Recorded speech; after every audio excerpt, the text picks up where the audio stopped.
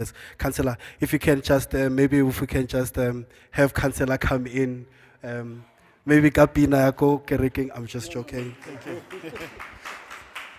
Dumelang, Likai, rating. I think mine is the easiest. Welcoming you here, I think it's the easiest job I can do compared to the people that will be coming behind me, that will be sharing, I think, mostly critical information that will go far in making sure you are empowered in this space. I'm glad we did a physical one. Usually when they talk about the digital landscape, we talk a distant relationship, your Facebook, your TikTok, so there's no longer any physical interactions amongst us as individuals. So we are moving and living in a society where digitization has taken over. And we need to make sure for all of us, and more particularly us who live in communities like Alex, catch up, are on par with what is happening out there. And digital literacy is one of the things that we start with. As you know, as a child first, you must start crawl, walk, and run. So we're hoping that in making sure we stitch these programs together, it is the first step in us making sure we crawl towards that reality and become very, very, very good technocrats and digital creds and whatever creds that they are in this world today. So, I'm glad and I'm happy for young people and people came in the main to make sure they take advantage of these opportunities because they are created for you. I think the theme here says connect, connect, learn, empower, and grow. And I hope over the 3 days that we'll be here, we have started with the first one, which is to connect with you, and the other ones will fall into place as we move to the other day. So, thank you very much. Let's make sure this becomes a meaningful engagement, not a program. Kawan program ukariki teacher learner interaction. Somebody stands there, somebody teaches. Let's all share our experiences. Let's all share our hopes and objectives of what we want to see happen out of these things because it is meant for you. This is meant for you. Remember that. So, thank you very much. Arbele a fun time.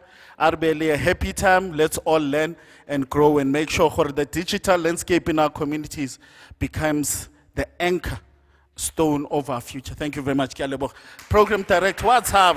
Thank you. Akitav, sila.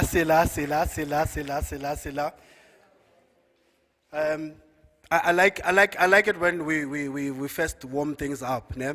Can I please have everybody please just stand up for 2 seconds, please?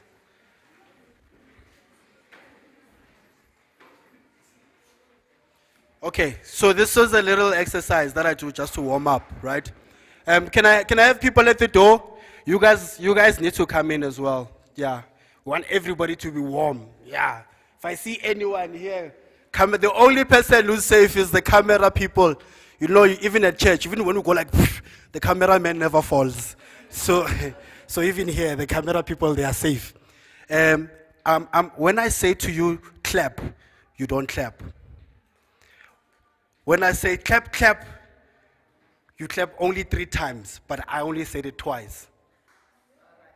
Ne? You got it, ne? Mangiti clap. When I say clap, clap, 1, 2, 3. Clap, clap. Clap, clap. Clap, clap. Clap. Wow. Let's try it again. Clap, clap. Clap, clap. Clap, clap. Clap. Clap. Clap. Clap, clap.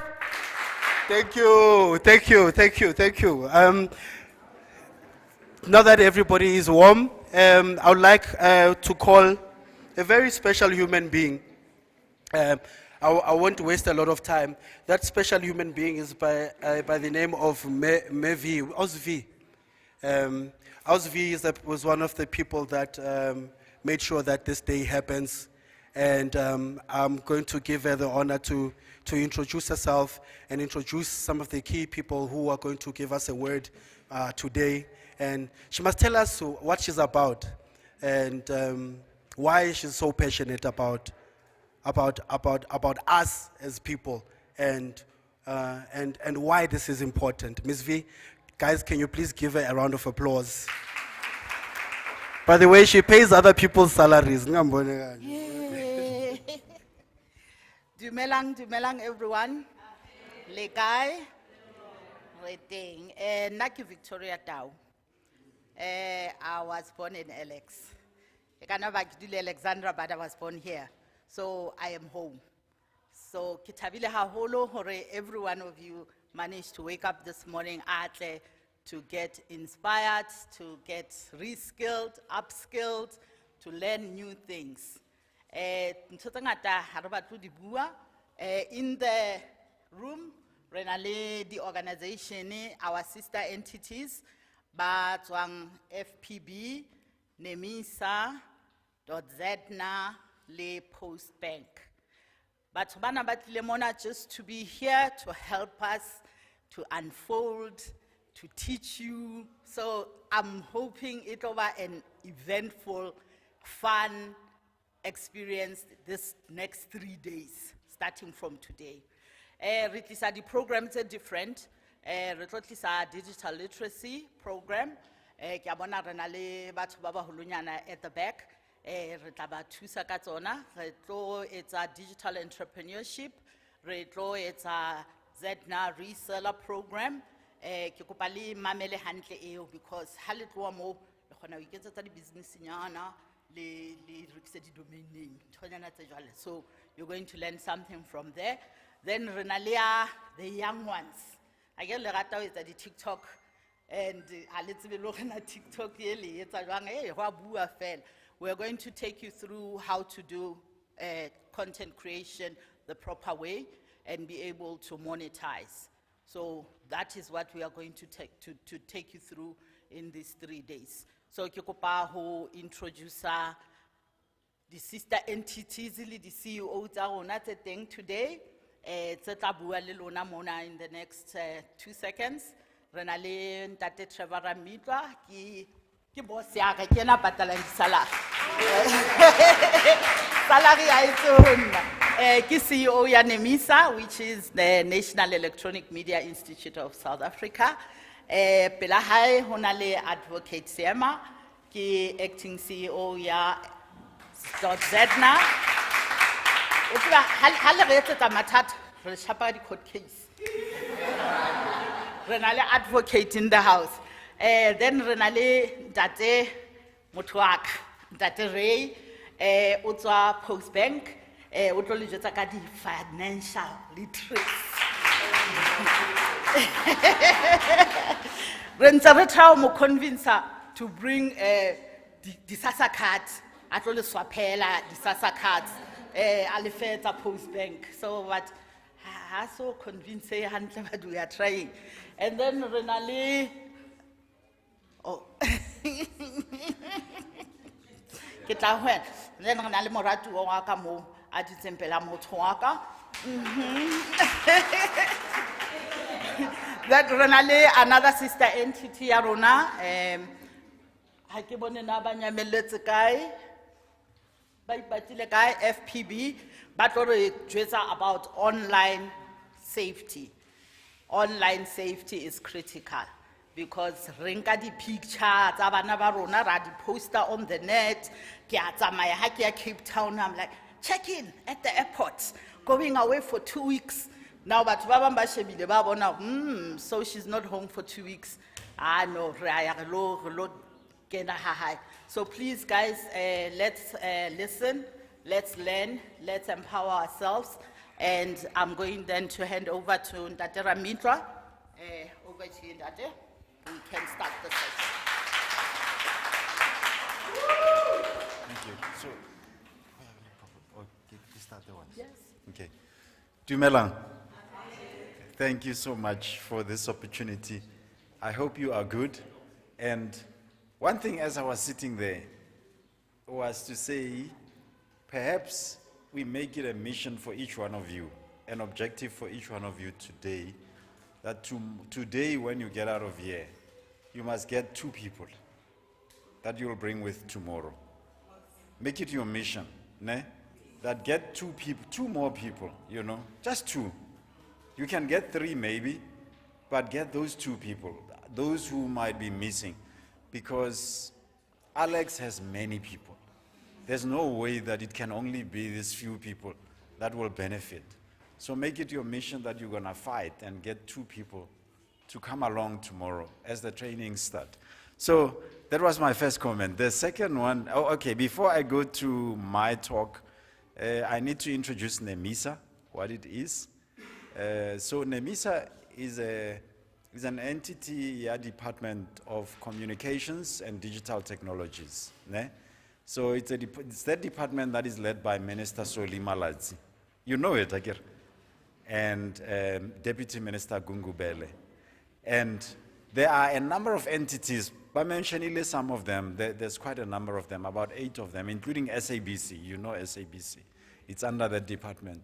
So NEMISA is an institution that is established to deliver training. We are a training institution of government. We belong to government. And we deliver vocational training, not necessarily university training as in degrees and masters and doctorals, but we do vocational, more like in the league about TVET college, but something that will make you to do something or enable you to do something. That's what we do. And we focus mainly in 2 areas, 2 broad areas.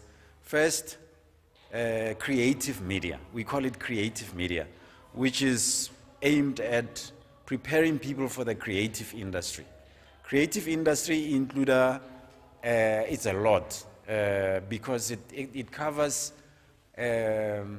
probably anything that is creative that is produced and can be sold or be exchanged as a service or as content for money. Ne? So it would be, for instance, in the creative industry, you know, there's music, there's acting, there's film, there's radio, there's arts that go with that, artistics that go with that. And these things mostly are informed by stories, our own stories. It can be stories from elsewhere or our own stories, okay? So, and it's how people creatively produce those things and share them out there. That's what the creative industry is about. And at NEMISA, we have quite a number of courses in the creative space, starting with the much more longer courses, like 1-year course, which we are accredited for through MICT SETA, now going to QCTO.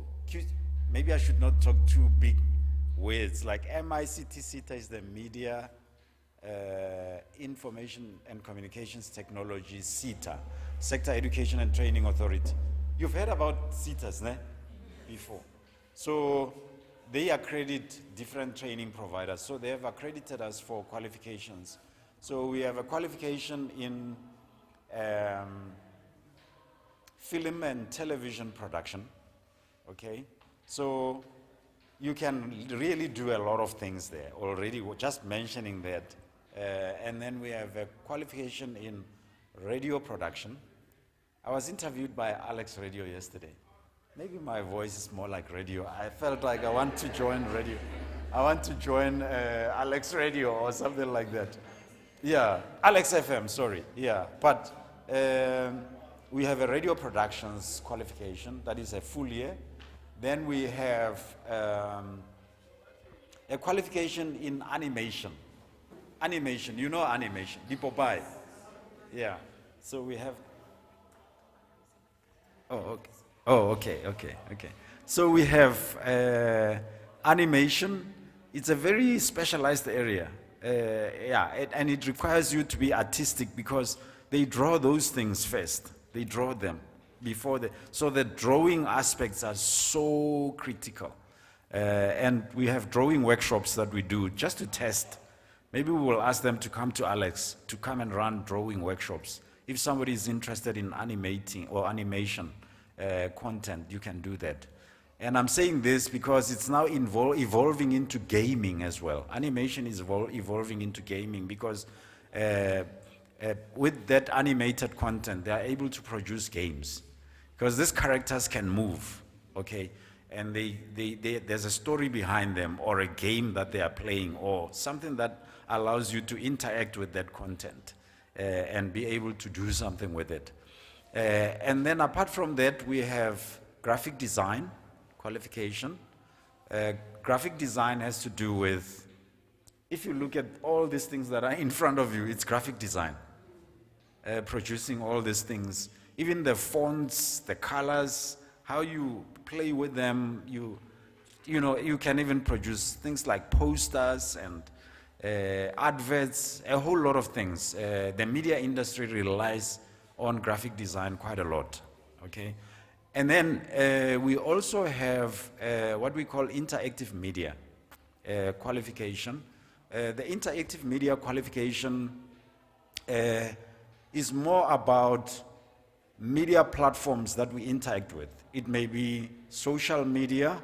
It's those things that you are able to interact with. Even websites, because you interact with a lot of websites probably. So interactive media trains people to build those products and to maintain them. So starting with, even with web development, building websites, building social media pages and maintaining them, the content, the colors, you know, updating them, interacting with the audiences, measuring what the audiences are saying and things like that. So very powerful. So those are the 4 main areas that we have. But in all these areas, we also have short courses that you can maybe start with as a start, like the one that you will do this week, which is called content creation. We started it as something called storytelling using a mobile device. Like you tell stories utilizing your phone or a tablet, or you don't need that camera, like a big camera. And lately technology has converged in such a way that any device is interoperable, or it can be used for many things, like especially smartphones. They can be used to take pictures, they can be used to produce videos, you can edit, you can interact with social media and upload, you can produce even adverts for small businesses around here and so forth. So that has now become called content creation short course. And it has got storytelling behind it as well, because maybe when you take it to what we call vlogging, I don't know if you've heard about vlogging. You've heard about it? Raise your hands if you've heard about it. Yeah, vlogging. So we have a course in vlogging, utilizing a vlogging kit to produce short form content. Short form content, there's short form and long term content, but they'll train you. Short form has to do with just small bites that can go into the likes of TikTok, okay? And yeah, we have that, and then we have podcasting, that is more audio. You know, podcasts have become so big now. They've become really big. So there's podcasting as well that we have, and you can really choose where you want to play, maybe the audio side or the videography side of content creation. Then we have other courses that include the likes of live streaming. You've heard about something called streaming, ne? So live streaming, where you are able to, let's say they are what they are doing here, somebody else elsewhere is able to see this. Like they are streaming it to anyone else who can access it, maybe through Facebook or any other. So you can be trained in live streaming and get the equipment in such a way that you can eventually have a business that assists maybe people who have weddings or who have funerals, if they want to live stream them. You remember during COVID, people could not go to funerals. You were attending a funeral on your phone. It was being live streamed. So you can develop a business out of it, or maybe even other products that you can develop out of that. So it's quite a number of things in the creative side of things alone that I've talked about. And we have gone into even, developing what we call an OTT platform, OTT platform. It's called Co-Creators. You must download it from, what do you call this? Apple Store, Apple Store, and the other one is? Yeah, Play Store. You can download it. It's Co-Creators with a Z at the end. It's a platform that streams. You can start your channels there. It's more like YouTube. It's a South African one. We have developed it. Because we use other platforms that are really not, we are not gaining anything. TikTok is Chinese, for instance. So it's got a TikTok element in it as well. So people can start channels there and eventually monetize as their audiences grow. So basically that is that. And you can choose various aspects of life. It could be food, it could be transport, it could be learning, where you say, I'll focus on this particular area for my content. It could be sport, it could be religion, it could be fashion, it could be, I can name so many things, that you can decide, I'm gonna focus on this area, okay? So, apart from that, we have what we call digital skills, all right? So the digital side, or the ICT side, there we have quite a number of programs. As you know, the world is evolving very, very fast. Technology is the main driver, and it's embedded in every aspect of our lives, even in various jobs. Many jobs that you didn't think would have technology as part of them use technology now. I can give you a simple example, like a security person who guards the place. They use technology now. You know, they use technology that has to do with them moving around, scanning the place, the cameras and all that, but also the tools, other tools, devices that they go and touch various places to show that they've been moving around and checking. You've seen that, ne? So they use technology. People who cook use a lot of technology as well. People who are driving, who are drivers, use a lot of technology in GPSs and things like that. So technology, I'm just giving you simple jobs that you can underestimate and that you would think they don't have technology behind them. So in our programs, we start first with digital literacy. So it's a course that just introduces you to maybe the hardware side of your devices, the software side as well. You know, what is in this device? What is this device? How do you manage it? What can it do? But also the inside of it, the softwares, all right? And the internet. We introduce, you know the internet, but you might not know it as deep as that course will introduce you to that, and how you can utilize it to your benefit, including accessing online services. There are many apps that we don't know about that can assist us. I know, for instance, in Gauteng, there's an app for safety. If you download it and you activate it on your phone and you get lost, or maybe your family cannot find you, it's a panic button, especially for gender-based violence, things like those. You can press it and then it sends a panic. I think it links with ambulances, the police, and a whole lot of others. I'm just telling you, did you know about that app? Yes. Okay, or at least you are. So we have digital literacy. Apart from digital literacy, we have what we call emerging technology courses. So digital literacy will just help you to understand how technology works. Oh, as part of it, we'll also introduce cybersecurity awareness, just for you to be aware of cyber crimes and the types of things that can happen to you out there. And then we introduce emerging technologies as well. Just as a snippet, we introduce you to AI and how to use it, and how to use it responsibly and ethically. So things like that. But there are other emerging technologies like data science that you'll just be introduced to. So in the emerging technologies space, I'll allow you to ask me questions. I'll give you like 5 minutes to ask me questions at the end. In the emerging technologies space, it's now more specialized, it's more advanced, more deeper, okay?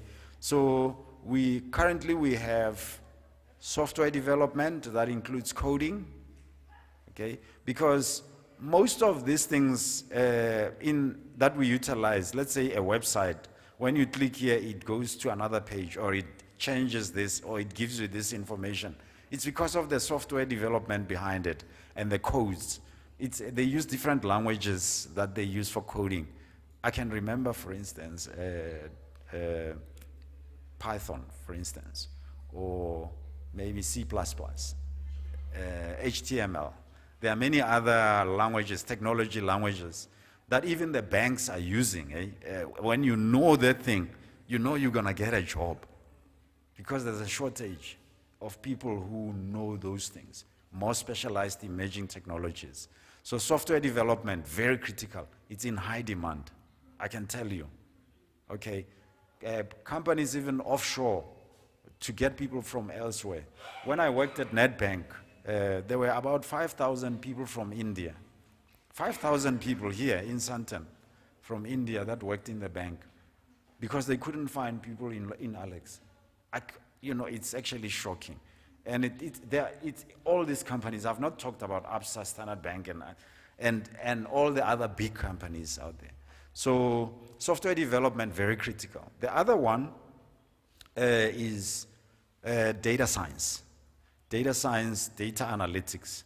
That one, very critical in that data has become a big thing now. Every company is looking for ways in which it can use data to improve how it serves its customers, or how their products are performing, or how internally the systems are working and things like that.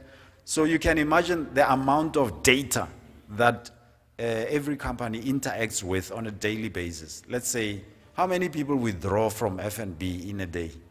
And how much is that? And the data, how do they manage that data to help them to make decisions and to help them to track where there are weaknesses and things like that? So data analytics or data science, very, very critical, even for government. How many citizens are out there? So yeah, so I just want to indicate that data science or data analytics is so we have a course in that. Or we have various courses in that space that you can go into. Apart from that, we have cybersecurity. Cybersecurity from a technology point of view now, not as a user, like as a technology person who works with building firewalls in the systems and managing softwares that protect the systems, and scanning the environment if there are attacks that are coming through, and testing. There's also what they call penetration testing, where every company or organization must make sure that they do that to test if there are vulnerabilities, or vulnerability testing in their systems. So cybersecurity specialists are the people who do that, but they scan the environment as well and are able to show where threats are coming from. Just yesterday, we had a report at NEMISA from IT, and it was showing that, I don't know, I could not even count those numbers. I think we were having something like 52,000 something attacks or things that were trying to penetrate our systems. Just in 1 month, 52,000, and they are coming from all over the world. Not only here, people from Russia, they're trying to penetrate our systems. You ask yourself, really, this is serious. So you need cybersecurity specialists who are able to manage this. And we have a shortage of those people. We do. So it's an area for you to go into, all right? And then there was also, it talks about AI as well. AI is huge, I can tell you. So for now, AI is an assistant. I don't know how many of you have used AI. You have it on your phone. On WhatsApp, it's there. You can ask it any question, it will answer. But it uses data, all right? You need to understand the stack that has to do with AI. Because the stack is, what are the foundational things that are required for AI to work, and the next things, and the next things, and where can you play in terms of your career in those things. AI, for instance, requires data centers. I don't know if you've heard about data centers. There's one data center here in Midrand. When you pass the highway, as you go to Mall of Africa, have you seen it? To your, I think when you go towards Pretoria, it's to your right. But these big companies have come now. They are building what they call data centers. And they need people to work in those data centers. Because AI uses data to be able to answer those questions. It also goes into websites to search for answers, but very quickly brings the answer to you. You ask yourself, how this thing has a brain. So these machines are now, it's like they can talk to you. Some of it, you can produce a video using AI now. You can produce a piece of art using AI and many other things. So, but it's all about how do you use it responsibly. So there's data centers that they are building, the likes of Microsoft, AWS, and others. They've come here, they've invested so much building those data centers. And they require people who will maintain them. And then after that, you have people who now do what we call LLMs, large language models. I'll be quick. Yeah, I'll be quick. It's a lot. It's a lot. So, okay, apart from AI, there's cloud. Okay, let me not go into AI. You'll go and research about it. There's cloud technologies. Because many companies are no longer storing information or data at their premises. There are service providers who do that for them, and things are in the cloud. But by cloud, it's not to say somewhere there. No, they are like, more like data centers of a special type somewhere, where those servers are and they host your information. All right, yeah. So there are many areas in technology. I've just touched on a few, okay? So, yeah, basically that is that. Let me allow you to ask questions. Okay, apart from that, we have technician programs, we have cell phone repairs. How many people go to the Pakistanis? We need to stop that. And we have our own people that we take these things to and they fix them, you run your business. But not only cell phones, but other devices like computers and others, okay? And then there are other technician programs like broadband installations and like digging the broadband, or maybe the one that goes on poles, becoming an ISP, an internet service provider, and people are paying, you provide internet and services and people are paying you monthly subscriptions. Or it can be different types of models of payment, maybe households that can do that. So there's a lot, and then there's something called gig work as well, the gig economy. Did you know about it? Okay, maybe we will need another time to talk about that. But in brief, you can find work depending on your skills. Find work for companies in overseas or locally, but working from your home without necessarily having to go to that company. And that most of the time the work comes in short forms, like as if it's projects, and they pay you for that. And in that way, you can build your experience as well. There's online teaching, you can create things for people or edit documents. There are basics, but there are more sophisticated services that you can provide in online work, what we call gig economy. We have a course in that as well. Maybe we need to bring it to Alex, okay, so that we can introduce you to gig work. We're working with GIZ on that, the German government on that. So any questions from yourselves? Quickly. Okay, let me go for them and then I'll talk to you. Testing. Just hold on. Sorry, when you ask your question, be short because we have run out of time. Okay, I want to ask on interactive media. Do you do both theory and practical? And what do I need to register for that course? Thank you. Okay, so let me quickly answer that. Yes, you do theory and practical. And what you need to do is, or what you need to apply for the full-time course. We advertise every year. Somewhere in January, we advertise. December into January, we advertise. And they do selection. They start in April. So probably you can target next year for that one. But in the meantime, maybe you can do short courses. You need metric. They'll actually list the requirements there. But some mathematics, I know that many people have done mathematics literacy. Pure maths is better, you know, but yeah, if you don't have it, you still can find your way into technology spaces or media spaces. Okay, so that's what you need. I don't know. So, but for short courses, we usually could pick a place like Alex and do a poster that invites applications from here. And then we run it maybe in a venue like this. Okay, so be on the look for that. Maybe we'll be in touch with you, say, around that. There's another question here, I think. Yes. So, ma'am. Yes. Okay, I would like to know if I'm interested in partaking to any course, ne? Your venue, where you are, and do I pay for it or? Yeah. Yeah. Okay. So I would like to know if I would like to attend your venue where you are, and I Yes. would like to know, do I need to pay? Okay. Yeah, we are in Johannesburg. We're based at Auckland Park inside SABC. That's where we are. Our campus is there, but we operate nationally. We have core labs.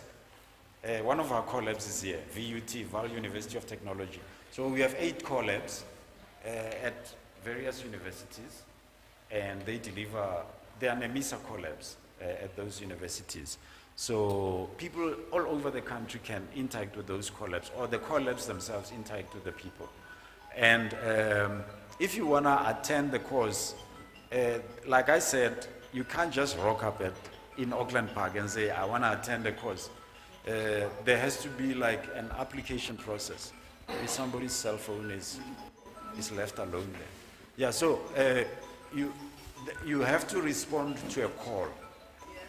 Yes. Yeah. So you need to respond to a call for applications, not just rocking up. So you need to maybe keep on looking at NEMISA website. But we try our best to bring the courses into the communities than people having to come there, all right? Usually those that are there are for full-time, like 1-year courses. But we do bring some people for short courses as well. So maybe I'll ask them to consider Alex the next time, all right? Yeah. Maybe CE to add on that, there's also online programs from NEMISA. So very easily accessible, you register, you do a program. I've done them because I know about them. And I've done a lot of them. Yeah, yeah. You can do so many courses there. Even Microsoft courses are there, like Word, Excel, and others. They are there. Okay. And by the way, we don't charge for the courses because we are a government entity. Well, there are certain that we may charge for, but generally we don't charge. Yeah. I've realized in NEMISA, some courses don't allow you to go through. They want some codes. Which ones are those? So yes, When you go into NEMISA platform to learn some courses, some don't give you access, some they want some codes and don't grant you access. Which ones are those? Hey, why is that coming from Yeah. Yeah. Oh, Yeah. like online courses? Yes, yes. Oh, no. There's a need for what they call the enrollment key. Yes, yes. Yeah, so you need to understand that process. But I saw Nelani here. We will explain it He will as when he will explain to you. continue. Nelani today. is our digital learning person. So he's the one who supports people on how to access the courses. And he'll make sure that you can access them. It's thousands of courses there. Exactly. Thousands. Okay, morning everyone. My question goes to NEMISA, all the stakeholders that are here. I just wanted to find out if there's an NPC here in Alex that has beneficiaries. What are the requirements for that NPC to invite you to Come and have the workshop for those beneficiaries? Okay. To answer that, you can just get the details, Mayor Victoria, and send a request, and we will make a plan to come over. We will interact, maybe find out about logistics, who are the people and all that, And if it's feasible, then we come over. We arrange the dates and we come over. Yeah. And with us will join always when they say come, because they are our sister company. And we all report to the same Makulu bus. Yes. Yeah. Okay, I hope I've taken all the questions. I hope this has benefited you. There's more information out there on our website. I have the power Will to. be shared as the days progress. Thank you. We have digital entrepreneurship hub. Leona, you'll be trained on it. So try to get more people to come and join. Thank you. Guys, give him a round of applause.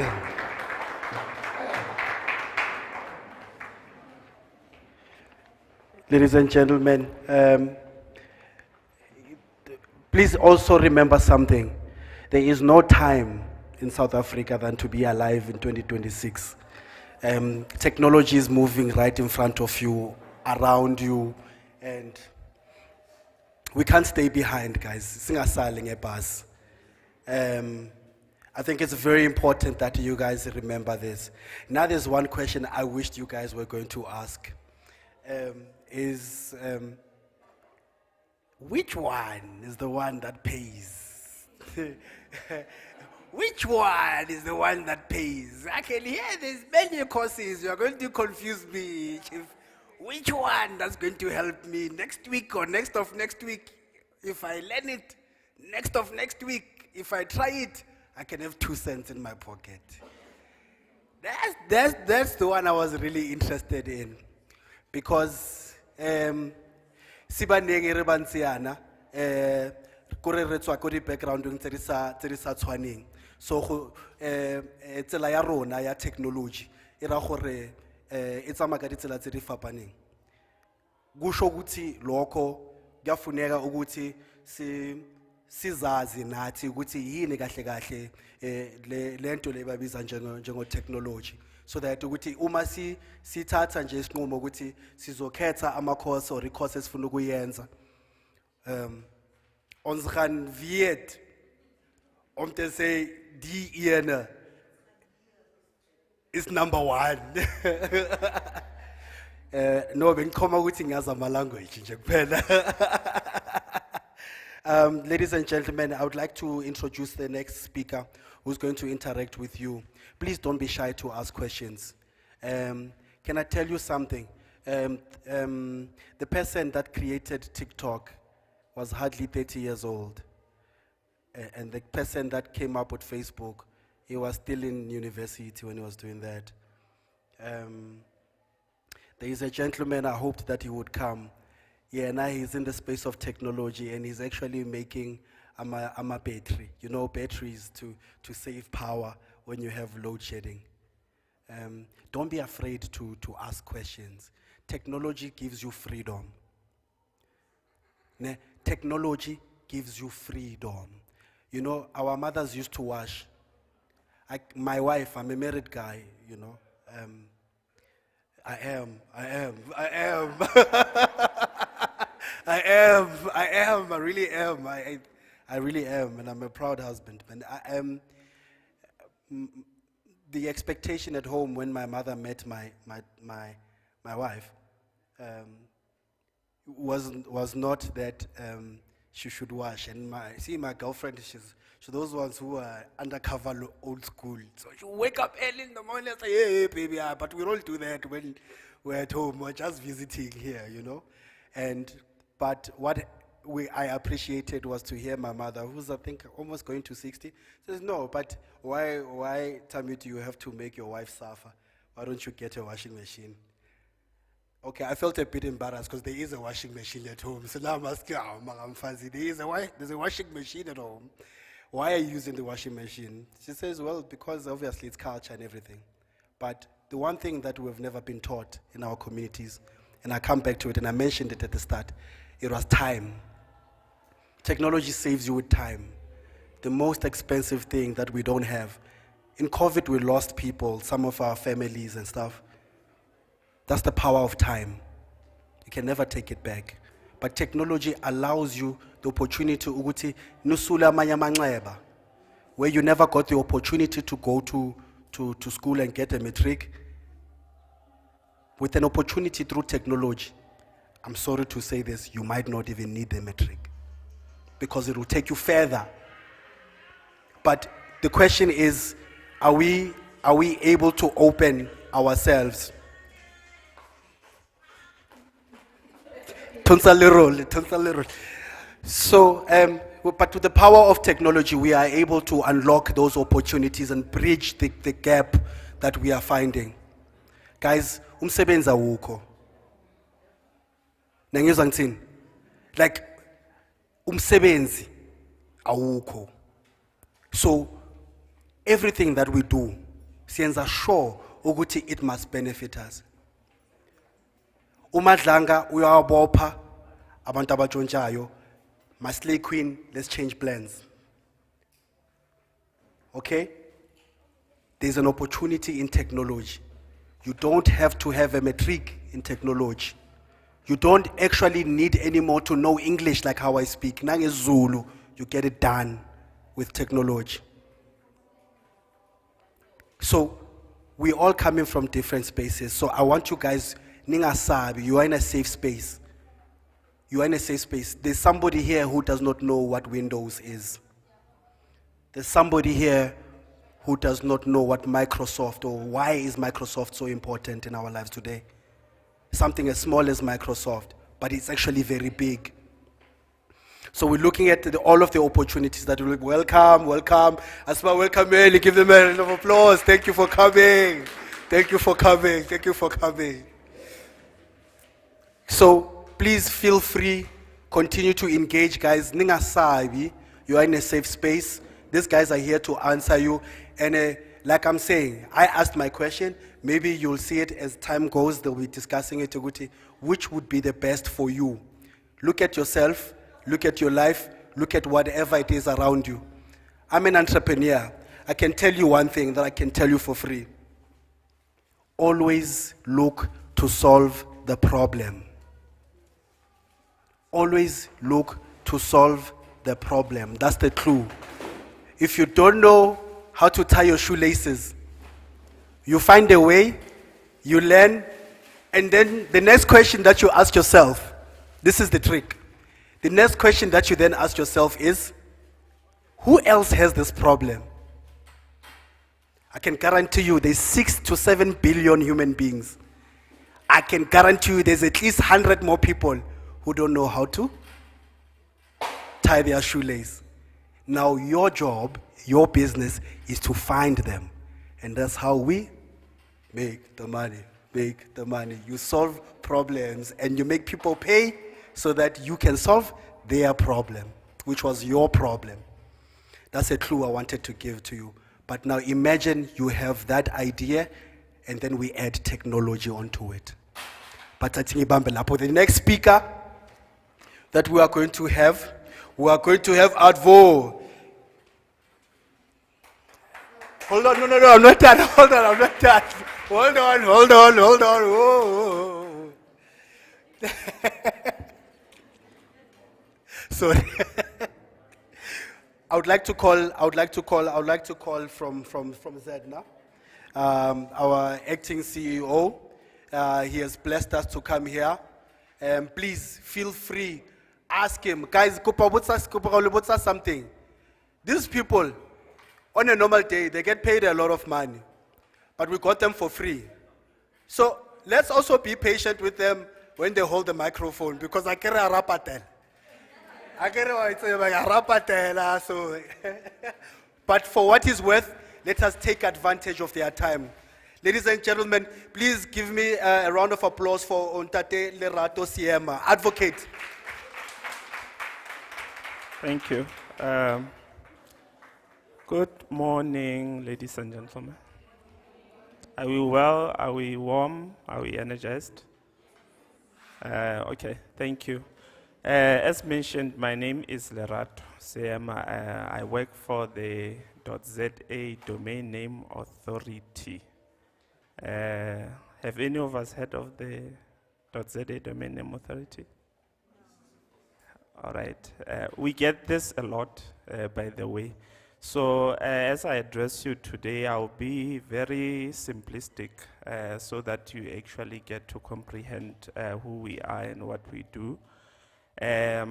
So in terms of what is written in black and white, we are the regulator and manager of the .za namespace. So meaning everything that ends with a .za, we manage and regulate that particular space.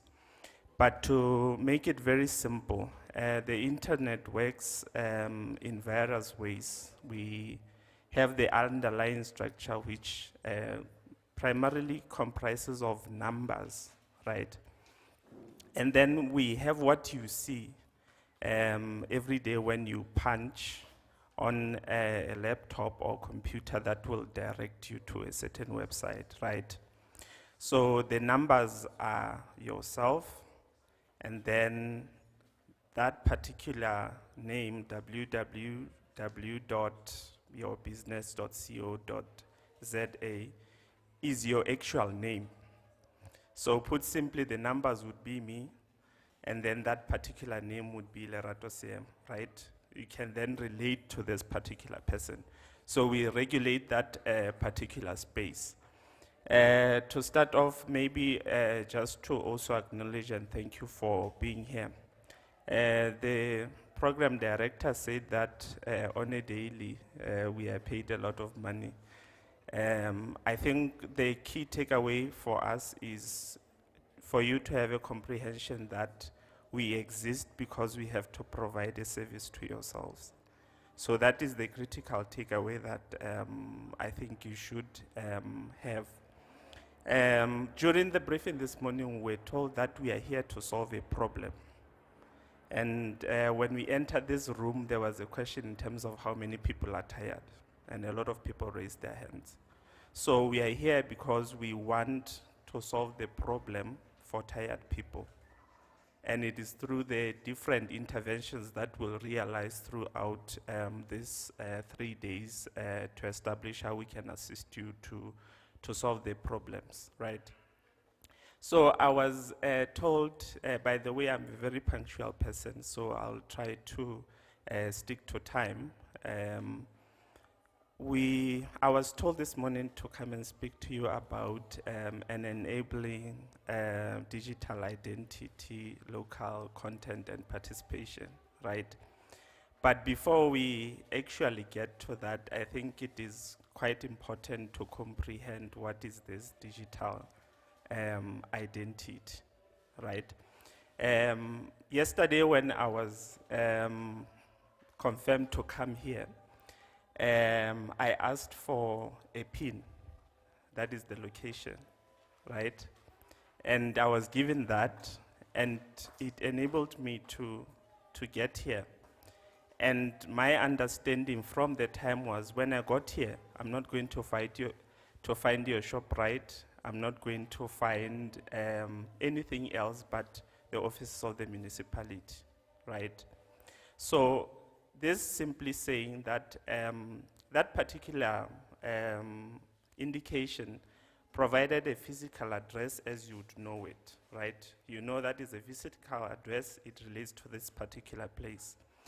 The same way, what we call a digital identity is that specific allocation that resides with you. You have ownership of it, such that anybody who interacts online with that particular platform using a .za domain name, they know when they punch that, it will be directed specifically to that, right?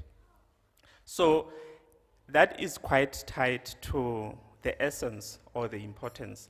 I think everybody just doesn't want to own something for the sake of it, but should also appreciate the essence of how they can use that particular commodity.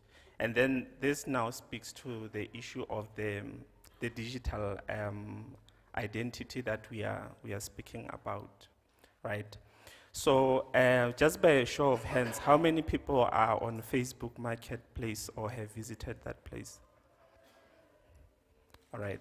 How many people own websites? Right, okay. Now, I need you to actually let that sink in. A lot of people raised their hands when we spoke about Facebook Marketplace and less with websites, right? Now, between the two, in your perspective, which ones do you think provides a unique identifier for you as a person? Facebook Marketplace or a website? A website, right? Now, put simply, a domain name goes in use with a website. As you know that you punch a domain name and then it will redirect you to a website, right? Now, I want to explain simply the benefit of having that online identity in a form of a domain name that is distinct. And I'll touch on a number of issues to show you why it is quite important to retain that, right? When you register a .za domain, most of the time I speak of commercial domain names because that is where most of the interest is, and due to the nature of the interactions over the 3 years, that would make the most sense to comprehend. But one thing that is important is to look at it holistically in terms of the different areas in which it applies.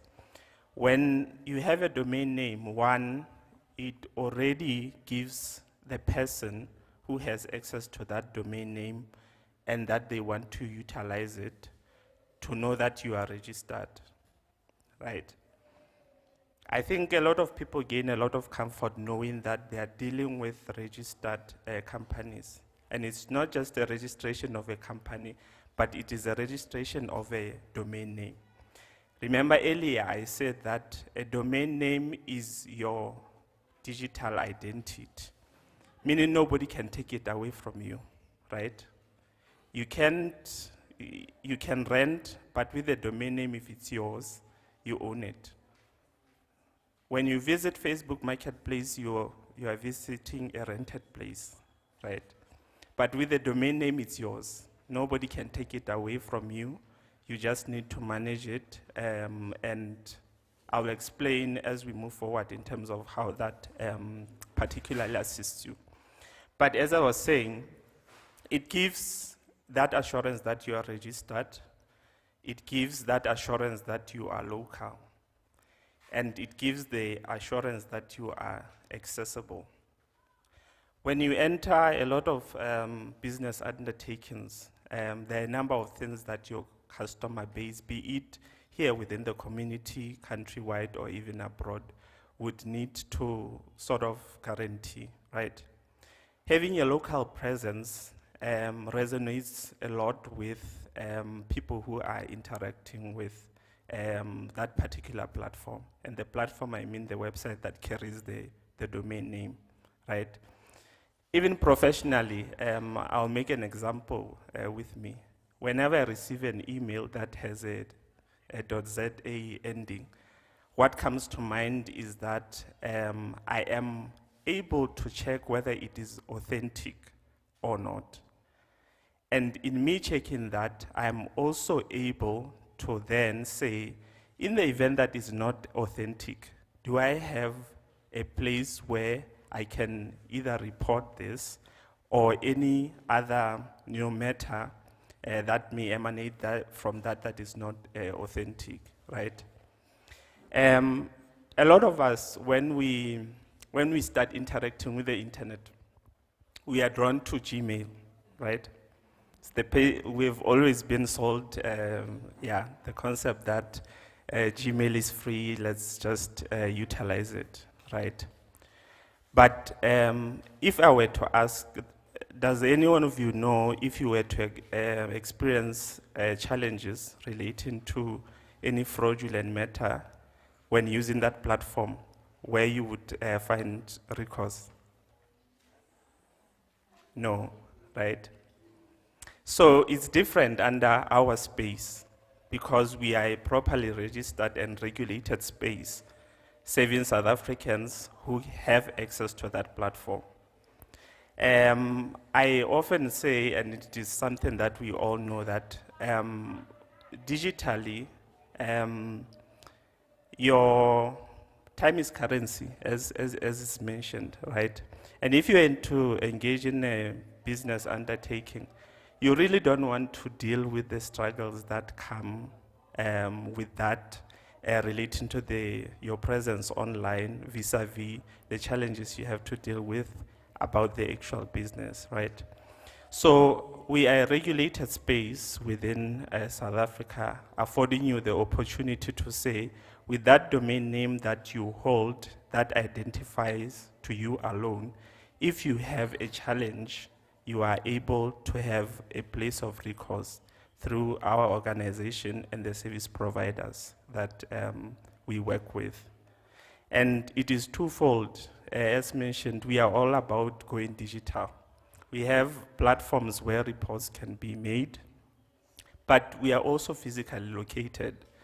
And if needs be in terms of a walk-in, we are there. So basically saying that we are accessible, both online and physically, in terms of addressing any issues relating to .za domain names, right?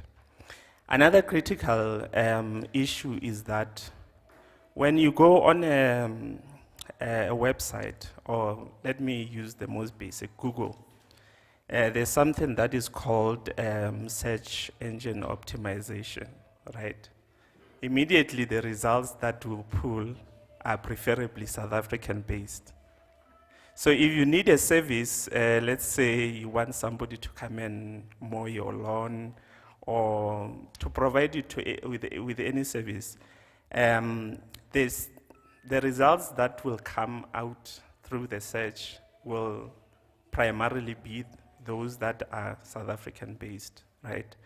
Now, if you look at it from a receiver perspective or a person undergoing business, it already says that the likelihood that when you have registered your business with a .za namespace and the search, you are likely to come up above in terms of the hierarchy of the businesses that would be listed, right?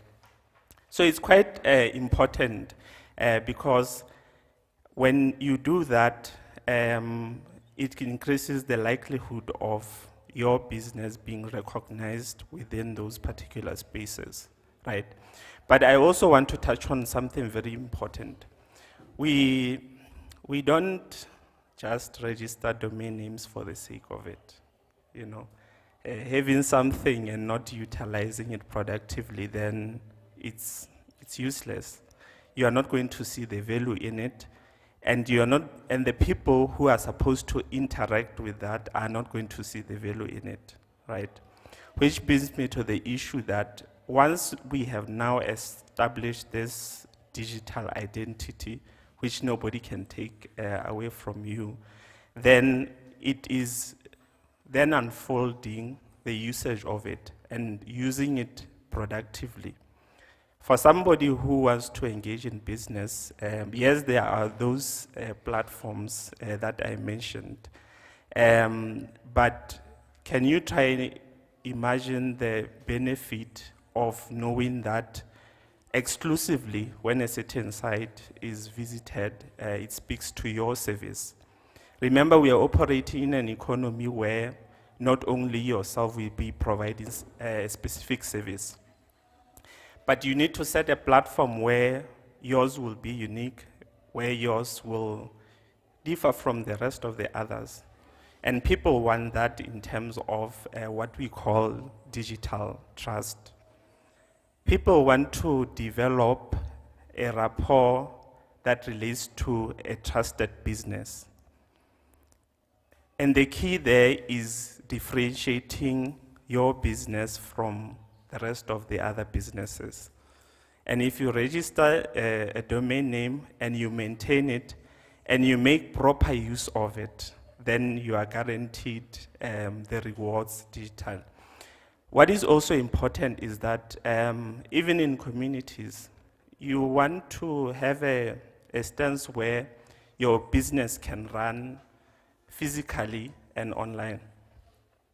Now, if you have that particular platform under the space, it would mean that the people around you that you immediately serve are able to access you, but it also gives opportunity for other people outside the communities to actually have a reach on you. And you don't want on one particular day when you are not available physically in a certain space for the business to be closed, right? Now, digitally, you are able to carry that business with you. And people are able to establish the report to say that, I know I can visit a certain site carrying a certain domain name, and I'll know I'll get the services as and when I need. If I don't, I know that there's a place that I can visit to lay any complaints. The truth of the matter is, with digital innovation, comes what we also call as, I don't want to be technical, but put simply, when you have a certain technology, there is a disruptor to that, right? So if, Mdadera Mitla spoke about AI, you know, for every technology that is developed, there is equally a disruptor. So let's focus on your business to say that the more you get online and the more you make an impact, right? There will be other people who would want to then penetrate that space, either purporting to be your business or seeking to gain entry into that particular business, which would then be illegal. Right? So the essence of it is that we are aware of different online scams. I think earlier the issue of cybersecurity was mentioned. Everybody wants the comfort to know that they can build on something and try to limit the challenges that come with it, and it includes blocking such activities such as scams, people doing fraud in the name of your businesses and all of that. So for us under the main namespace, then we have avenues to say that, one, there are systems to block such activity that intends to penetrate your business. But also, similarly, where people then want to purport to operate a business similar to yours or in your name, then we have also an avenue where you can direct that complaint to us, and we are able to then provide the recourse in providing that particular solution. So it is quite important that there is that digital presence in any platform. Even when you go on Facebook, most of the time it will require you an email, right? And you may put in any other email. But with a .za email that emanates from a particular domain, you are certain that you are able to carry that forward through and through. Somebody who starts to register a domain name when they leave matric, they can just go through that journey of their life until they work until they die and all of that. What is important is maintaining it, ensuring that it is renewed, and ensuring proper usage of it. And as mentioned, we remain available in terms of the service offering. I can tell you for free now that our namespace is the #1 CCTLD, or rather service provider within the space in Africa. So meaning that we have a large pool in terms of our clients, and that speaks to the issue of trust. We cannot we cannot expect people to gain trust over a platform that we have not ensured that we've made resilient and people can trust on it. So it is quite important, as I said, that as you have your name and surname that you'll grow and die with, create a digital presence. And it is quite important to make proper use of it because it will outlive you, right? Most of us, when you do businesses, we do them, but we don't want to die with them. Reasonably, it makes sense. But if we have that identifier which is unique, it will be able then to even outlive you in terms of ensuring that the identity is maintained and the services over which carry them are managed. So I just wanted to share this bit with you, and I hope it is helpful. I will not talk much in terms of our flagship programs. They will be discussed from this afternoon going into the next 2 days. But maybe in closing, just to say, not just from a user perspective, but to say that in this particular space, there's also opportunity in terms of monetization. And I'll make an example with one of our flagship programs called the Registrar Reseller Training, which a lot will be said about. But it also gives people the opportunity to actually gain entry into the domain name space. If they want to resell those domain names, as we've just spoken, then it provides an opportunity. For a community such as Alex, I think it would be a great opportunity, mainly because there is growing need in terms of having the domain names. And people resonate a lot with finding services within the communities in which they are placed, right? So if we are able then to bring those services here, ensure that we live here with the right capacity built, then it then opens up a channel in terms of entry in those particular spaces. So yes, that's the brief that I wanted to share with you this morning. We remain available for the next 3 days for any clarification and relevant processes. Thank you very much. Thank you very much, Advocate. Ladies and gentlemen, can I take another pause just to be warm up again? Can we please stand again?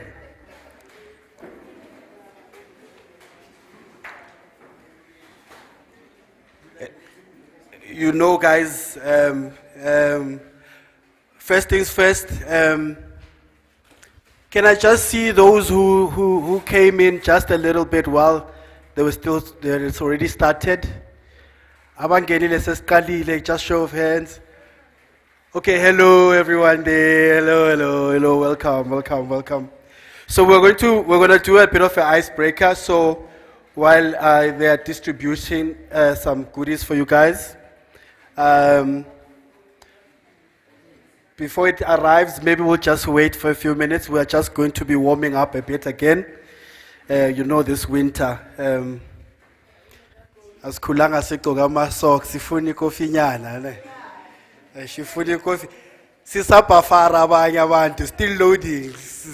Siku 2G abanye siku 3G siyeza.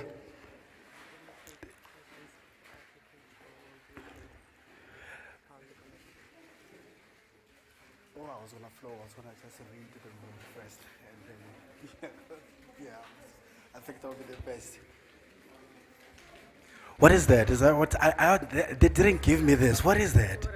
It looks so nice. It's water. It's what? This is like some manzi, lawa water.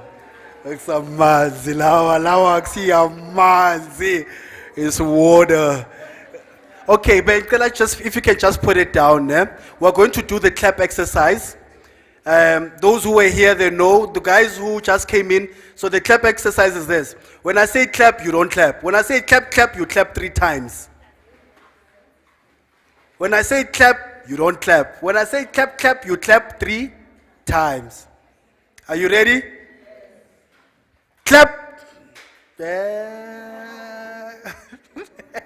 Clap.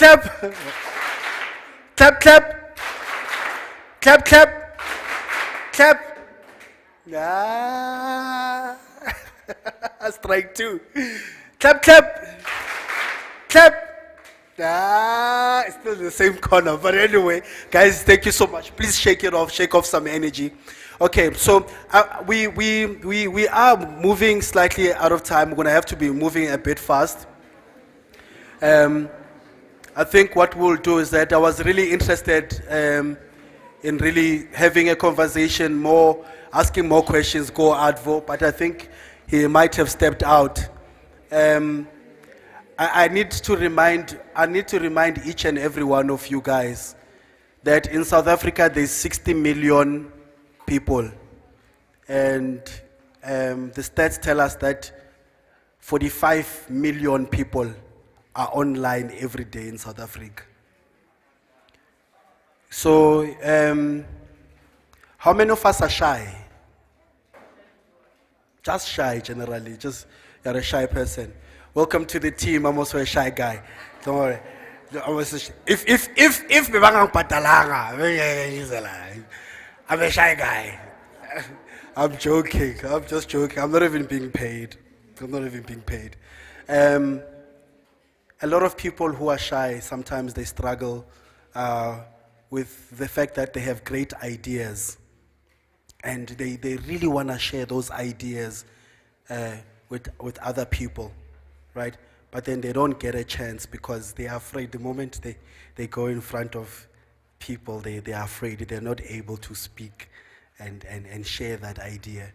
And the difference between the one who made it in life, according to whatever standard, and the one who never made it, was the other one's ability to communicate their idea. The difference between you and the other guy, if your standards are the same, is that that other person is communicating their idea just a little bit better. Ne? That's the only difference. Now we've cancelled that idea. We've cancelled that problem. That's where most of us we are. Most of us in our lives is that we've been made to believe that there's no one to listen to you. There's no one to hear your story. There's no one to support you. Now I'm coming back to the statistics. There's 45 million people in South Africa who are online right now. They are listening and waiting to watch your story. So what is it, the story that you are bringing to the world? How are you bringing it? Thank you with the cell phones. I just do it on my cell phone, guys. Siyazi AI times, and but if you can just put the phones on silent. I need you guys to grasp on that opportunity. Just don't use the opportunity to hear them. They're saying, well, yeah, you can do this, domain and servers, and think that it's something that is out of the world. It's actually not out of the world. It's exactly happening right in front of you. I don't know how many of you guys do this. I actually take Ria Vaya when I come to work. This is such a brilliant thing. I've been saving so much money. I parked my car with the petrol and everything. It's hectic. And what happens is that I load the ticket in Braamfontein, where I live. Well, I actually live in Maboneng, but I first walk because I want to be healthy. You know, I first walk to the station, 1 kilometer, then I'm done with my walking, my exercising for the day. And then I get there, right? And then I load my card. Now, Joburg is it's not the safest place on earth. It's not the safest place on earth. So I don't carry cash. Imagine that I got to Ria Vaya. They said to me, "Avela sifuni cash yako." I just took out my phone. I didn't even take out my. How many of us have a Samsung? Samsung. Yeah, we can pay with it again. Yes, can we start paying with it so that our lives are safer? Can we teach our grandparents that SASSA can use their phones to go and pay at the shop? I hope they show us this in these next 2 days, how to do that. And then all I just did was, I paid. And then imagine, you know, how much it was from Josie to Alex. Oh, 16 rand in Ghana. But anyway, but all I'm just trying to show you that during that whole transaction, there's technology that is taking place there. In that whole transaction, there's technology. Me waking up, I'm woken up by an alarm, right? And then I have to heat up some water, I have to put on electricity, right? That thing's got a thermostat, and then that thermostat, when the water is hot enough, amanzi ayaqima, ngifaka esitsheni, ngiyavasa. So obviously, I do have bath, you know. I don't. What kind of what do you think I am? Ngiyabanda. You know, my case. I'm always on the move. I'm joking, right? And from there, my fridge is on, my microwave is on. If the microwave goes on, it starts ticking. It tells me in 3 minutes my porridge will be okay. And then I cook, I come out of home, and then I walk. And then when I start walking, my phone starts telling me how many steps I'm covering. It's not mine, it's my Samsung. And when I get to the station, the station tells me that the bus is on its way. And I get there and I tag in and I walk in and I get in there and I meet other people on the bus who are also on their phones. They also just did the same thing that I did. So there is a bunch of people who are walking from where I'm walking, and they are also literally doing the same thing that I'm doing. And we are all connected by a system called technology. And this whole system makes us get to work and back from work. Guys, it's actually in your face just like your fingerprint. If you don't believe it, it's actually right there.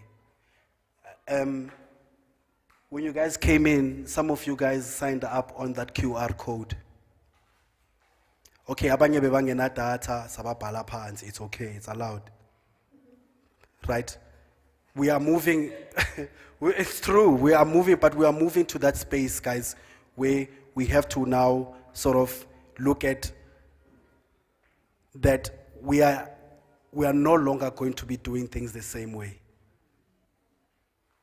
Things are no longer going to be the same. I didn't need to start my car, but I made it to work. Right?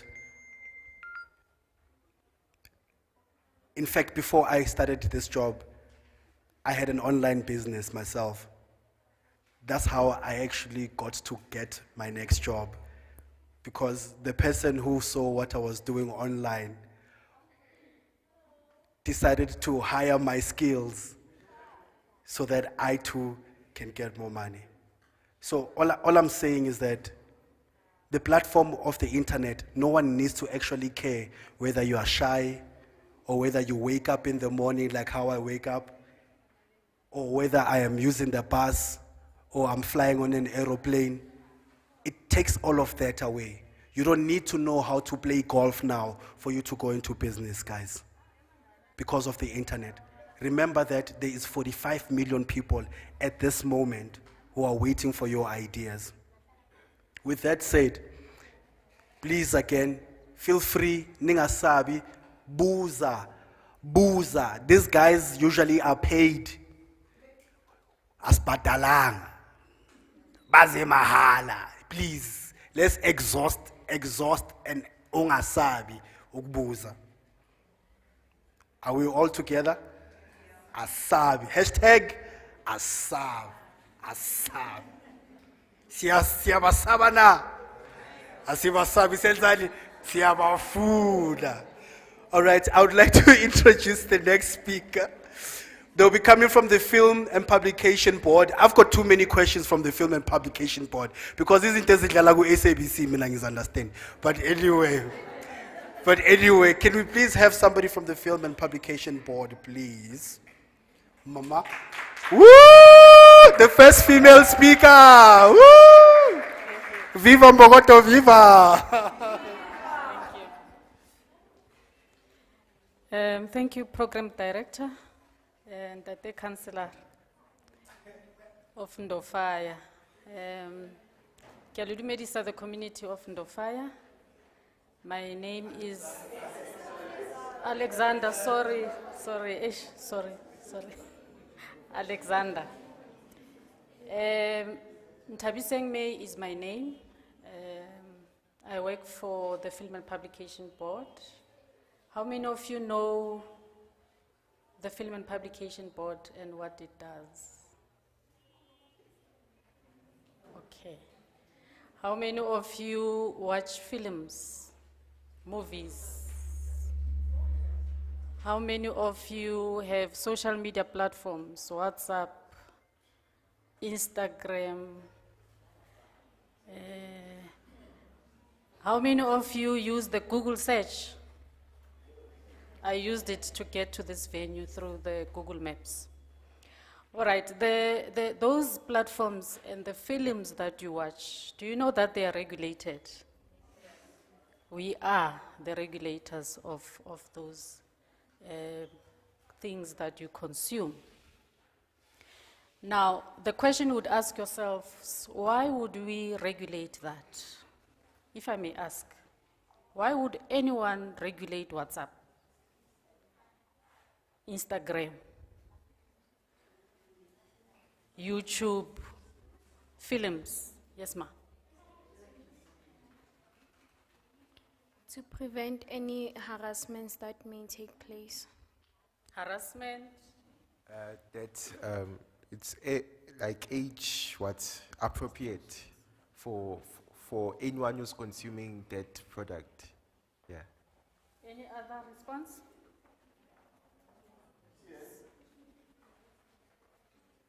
It's like you are regulating so that you're giving a permission. I cannot post anyone who's naked. Thank you. Oh, you wanted to respond? So, we regulate because we want to protect everyone's rights to freedom of expression and make sure that it's done in the right way. Thank you. Right, he has put the mandate of the FPB onto the table. The reasons why the state decided that we need to have an entity that regulates that which people see, that which people use to socially interact. It is purely to protect the rights of the creator of the content that you consume from the film against the right of the one who accesses that content. Now, how do we do that? There is a law within the country called the Film and Publications Act. It makes the field of content creation and content consumption balanced. Because everyone who creates content, whether that content finds its space on YouTube, on Showmax, on Netflix, on games that you play on PlayStations, the films that you watch at the cinema, the films that you watch on a DVD player, Chairperson, not the films that you watch on SABC, which is a public broadcaster platform. We regulate the films that you watch and the news that you receive on SABC Plus, which is an online platform. So we regulate the online content that you consume, plus the traditional content that you get from a cinema or from a DVD or from a cinema. Now, the creator of the film has a right, has an idea, he's an entrepreneur, as he was saying. He wants to make money. And for him or her to make money, they then create a film that is topical in the country about anything, about crime, about social, about love lives. I mean, the genres are different. Why? Because the entrepreneur or the producer or the creator has identified a gap, as our chairperson was saying. And from that gap, he wants to make money. Now, What we then come into that space is to say to the creator and the producer, remember their laws. Remember, you are not allowed to use a child. And by a child, we mean anyone who is under the ages of 18. In your film, if your film is about love, an expression of love between a man and a woman, and your storyline relates to that, the law then comes in and says, that child that you want to use, I mean that woman or that man that you want to use in expression of your storyline should not be anyone who is under the ages of 18 when your film is going to have sexual scenes. Because in terms of the law, a child should never be depicted in a sexual action, because in terms of the law in this country of ours and the laws internationally, child sexual abuse is outlawed. Any film, whether it's abuse of a child or whether it is a film that shows a sexual interaction, should never be made possible for access by any member of the South African community or any member of the global community for as long as there is a child that is being depicted. So you may find out that the message is about how children are abused sexually within our communities by men who are older than them, how children are abused within their communities, even boy children, within our communities, and the intention of the creator and the producer is to create awareness, to say, do you know that this happens in our backyards? Now, the law then cautions and says, don't show that in a film. Don't show the actual sexual action of that child, girl child, or that boy child through that film that you want to push and push that consciousness within the community. So we then advise the creators of films. I'm looking at the camera right now. And the advice that we give is to say, you are allowed to create awareness around sexual harassment of children, sexual abuse of children as a producer and a creator. But how you shoot that film should never be explicitly exposing the child being sexually harassed or sexually molested or sexually penetrated. So the creators of films and producers are then, in terms of our classification guidelines, they are advised on how the angle of the filming, on how the camera should, so that it does not become explicit, should be implied. You should just, in your head, see that abuse, but you should never see it on screen. So that is where we come in. So our law then empowers you as a creator to create this content and make it get pushed to communities so that they are able to get this message that you want them to get about how to protect our young boys and our young girls from sexual harassment and sexual abuse without necessarily showing those explicit scenes. So that's where we come in. Should you have missed any of the advisories that we give as Film and Publication Board, when your film comes to us, because every film that you watch on either platform, Showmax, Netflix, cinema, DVD, it gets to FPB first. And if you have not seen on any film that you have watched a triangle that has got FPB and an age category and advisories, then you must know that that film is illegally distributed and you should report to us.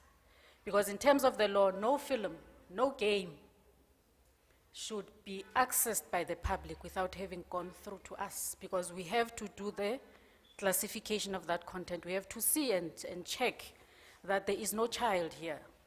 There is no explicit sexual scenes of a child. But remember, we are protecting the minor child. We are not saying to adults who want to film pornography of adults, we are not disallowing that. So you can go and create pornography and make it accessible to the public. The law allows you to do that for as long as the subjects of your content are adults, number one. Number two, once FPB has given the age rating, which will be an 18S, because there's sexual sins, you must make sure we give you an advisory to say this content, when you get it into the market, it must be accessed by only people who are 18 years. There are regulations stipulating where, how to identify that that person that accesses it is 18. So if you do not adhere to those regulations and you make your content available at the taxi rank, at the shopping mall, then you have violated our law. That's where we come in and we arrest you. So that is the purpose of why the Film and Publication Board exists.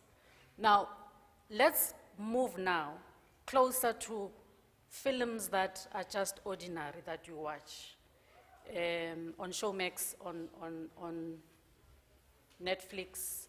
You go to a cinema or you buy at Pick n Pay or at Macro a DVD or a game. You will notice that there is always an age category, and SABC uses that as well, though they are not regulated by us, but they have the ICASA and BCCSA. There will always be a category of age that you see, and you'll have an S, an N, or an L next to it. We do that because we have to protect the public that is sensitive. For example, I do not like violence, no matter how funny or how selling that violence is. I do not watch violence. So for people like myself who are adult enough, who can make their decisions, when I switch on to Showmax and I see violence and it's rated at 16, because I work with this, I know when it gets a 16 rating, it's violence of the highest order. But when it is rated, actually there's no violence. You will never find content that is rated age 12 that has got violence, because we understand that that is a child that needs to be protected from exposure to that. Now, as an adult, I have a choice. I do not want to watch violence. Then I will move to the next in the catalog that suits me. And then the next in the catalog is 16L. L says there's explicit language, strong language. Profanity, I don't like to hear that. It's not part of my entertainment. I will scroll to the next in the catalog, and then I will find something that says 16, because there's nudity with an N. Don't mind seeing breasts, then I will watch. Or I'll go for those that have PG, because PG says parental guidance. It has got some element of sensitivity, but a child can watch with you next to them. So when you have PG, it says, as a parent or an adult, you must be sitting next to your child, because that which we deem as FPB okay for a child to see may be sensitive to them. So you need to be there to support your child when they react to the content. So that is basically what we do, which is very important. Very important because we want to protect our society. We want to protect the vulnerable. While we are promoting the industry, we are promoting entrepreneurs, we are promoting creators, we are promoting producers to make the money that they need to contribute towards our national economy. But they have to do that responsibly. We have the obligation to inform you as the accessor of the content on what you can deem your preference or your choice. Now the question would be, how do we regulate Showmax, Netflix, WhatsApp, Google, YouTube? Because we are sitting in our offices, Durban, Cape Town, and Centurion, and the content producers bring the content to us. But how do we get to that one that is on online? Now, we have a co-regulatory model, and we say to Showmax, Netflix, and whoever else that contributes, that distributes content.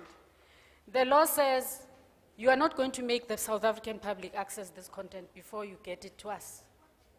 But because of the platform that you utilize for distribution and the volumes of content that you have there, it is not going to be possible. And the turnaround time, because content, when you create it on TikTok, it's available now. When you do it on YouTube, it's available now. They are live right now on the social media platforms. We then say to your TikTok, your Google, your Meta, Showmax, and Netflix, let's agree. Here are the guidelines. You are going to implement these guidelines onto your platforms. They are going to sift any content that is undesirable. And they are going to display to the public what is contained there. Let's agree. If you agree with us, then we are going to sign a co-regulatory model where you will do and implement on your platforms the classification guidelines of the FPB that will sift and rate and classify and take out of distribution anything that is child pornography or that has sexual violence out of the distribution within this country. What we are going to do as FPB, we are going to spot check your platforms. So there is in our offices, there are people called online compliance monitors. They are sitting right now, going through all the catalogs of all these platforms, sampling them and subjecting them to our own processes to check if they do align. Now, why are we telling you this today? Is to create awareness, because we understand that we may not know all these platforms that are available. We may know the ones that are in the higher category of the corporate, like your Netflix and whatever. But we may have others that are small and upcoming within our communities, and you are busy accessing that content unknowingly that, in fact, there is a law that regulates this thing that I am looking at. And when I look at it, it doesn't seem like, number one, it disturbs me. And when I check to see if it was rated, I do not see the rating. So we are saying to you, let us know. Visit our website, visit our social media pages, and share with us and say, I have had or I have accessed this content. Can you please verify for us if it's indeed registered and the distributor is known by the FPB, so that we can regulate that content. But the second major part why we are having these conversations with you, we are currently celebrating the Child Protection Week alongside the Department of Social Development. And our messaging says, make sure that children are protected on the online space. And it starts with you as a parent, as a sister, as a brother, as an uncle. We know for sure that our children live on their cell phones. We are not interacting with them from in the morning up till they go to bed until the next day, because they are always here, right? Now, as a parent, a brother, and uncle, you need to make sure that your child or the younger sibling under your roof knows that they should never share their personal information, their location, and anything that will compromise their safety, because whoever they are talking to on WhatsApp or whatever platform is an unknown, is a person without a face. And that person can be 14 when in actual fact that person is 42 years. And that person starts grooming the younger child on social media, and they start chatting, it becomes, that's why sometimes they don't even talk to us, because they have so close relations with people who tell them what they want to hear. You're so beautiful. I love your smile. You're intelligent. You're all of that. And they love that. But they fall into that. Now, you need to then tell them, yeah, you know, you can have those friends, but remember that they may not be what they seem to be. One, never share your personal information. Ke kena sekolo ko maibuye, I'm on my way to school, I just entered the gate, I am at the mall. That kind of information makes it very easy for that predator or that person who wants to harm your child to know where to get them, at what time, and how. So those are the messages that you need to be telling your children. But the most important one is teach bana ba rona safety rules like you teach them habahola hore don't cross the street without checking left, right, and left again, and then you cross. Teach them that on Meta platform, on Google platform, there are safety measures. They just need to navigate the platform, find the safety measures that are put by the platform owner through our own regulation to say you need to warn the public and parents so that they know. As parents, you must go there and check and block your child's devices from accessing content that is below or above their age. So as a parent, you can start working on the devices, block, and then you'll have the comfort you will never have access to those things. That's the tips that we're giving parents. But also, have rules. Children can never be on social media or on their phones 24/7. We grew up, Tina, when are they getting time to be physical, to be acting like normal children? Have rules. Bring back that parental hand that we grew under. Time for social media and phones ends at this time in this house until the next morning. You set those devices. At that particular time, it switches off. I have a grandchild, she knows. 7 o'clock, my phone. The next morning. So you have to now seize that power as a parent, as an adult within the family, and implement those things so that we grow our children to know that there is time for everything and their rights are limited when they get into the house. But this is my house, you are my child, and I'm doing it for the interest of your own well-being. I'm not being mean, but I have to implement those, I think that is the message that you wanted to give. Oh, by the way, to yourselves as well. Refrain from distributing content of an accident that happened here on the road. There is a person who has been hit by the car. They are lying there, blood everywhere, poorly deceased, and then you take an image or a video and then you start circulating that. In terms of the law, that is a violation of the law. You can never take an image of a person who's compromised because they did not give you permission to do that, or a video, and then you start circulating it. So refrain from circulating when you receive anything that is disturbing. Alert us if you find it by chance on the social media platforms, because we do have relationships with all these platform owners so that we can escalate it for them to stop it from circulation. Number 2, we are heading towards the local government elections. And we know that we don't like Ndade because of our own personal reasons. Then we start writing and saying all sorts of things about him, character assassinating, saying all sorts of negative things against an individual. Now, in terms of our law, anything that dehumanizes or undermines the character of any person falls under the harmful content.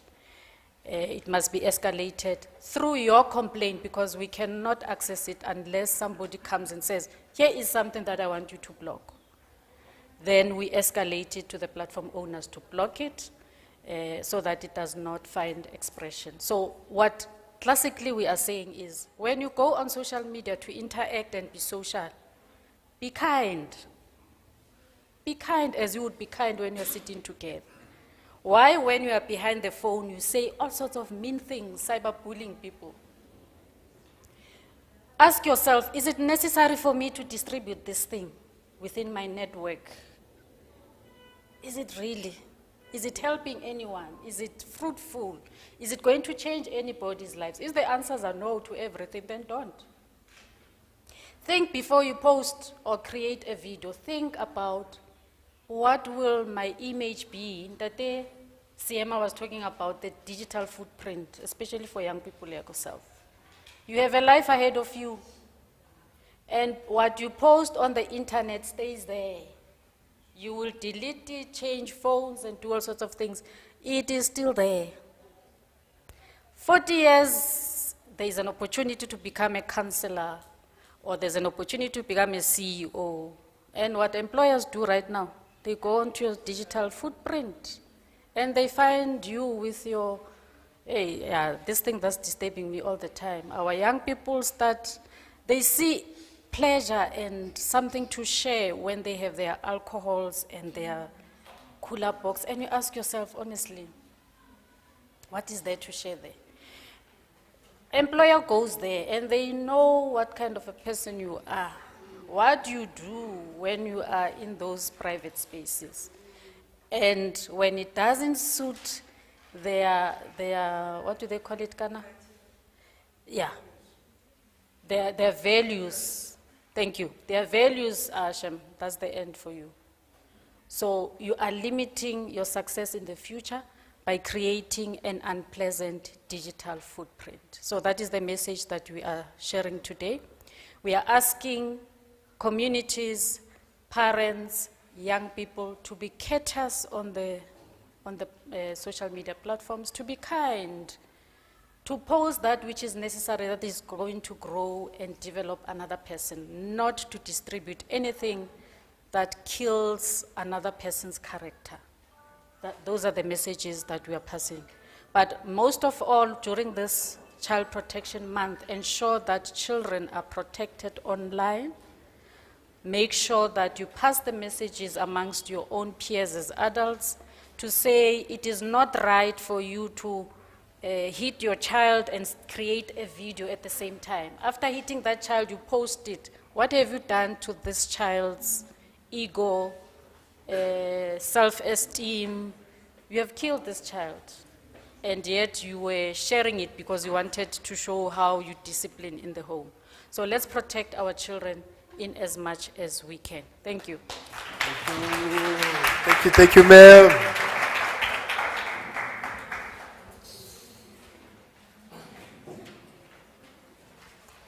Ladies and gentlemen, Nako Setsamaile, we are sitting at 12 o'clock.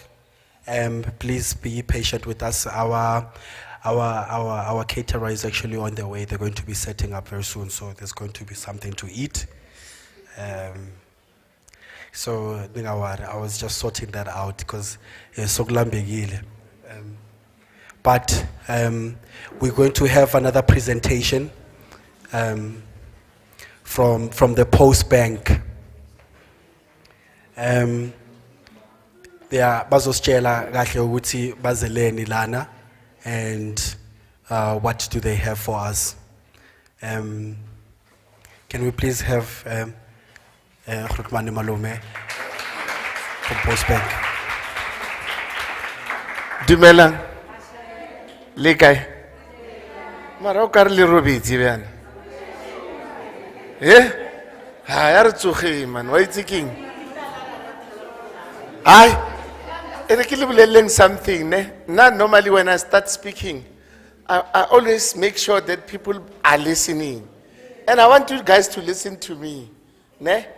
One thing that is very good about me is that I talk, I get paid. Nice, ne? Nice, ne? Nice, ne? So, very, very important. Remember, you can do anything with everything. But most importantly is, you must also understand your money matters. You must always understand your money matters. Maybe before I go deeper into this, let me introduce myself, who I am, where I come from. Is it possible that I can be 18 again? Yes. I want to change my ID to be 18. Why don't you ask me why? Because there's a lot of opportunities today. There's a lot opportunities. So let me give you a background who Postbank is. In those years, 100 years ago, there was post office, and then there was a department called the Department of Post and Telecommunication, which had post office, Postbank, and Telkom together as an entity. Yes, fast forward, 1991, Telkom moved out of post office. Fast forward, 2019, 1st April, Postbank moved out of the post office. So what I'm trying to say to you is, post office and Postbank are two completely separate entities. So do not associate them together anymore. So I know that people, when they see things are happening at the post office, Postbank is dead. Here I am, I'm alive.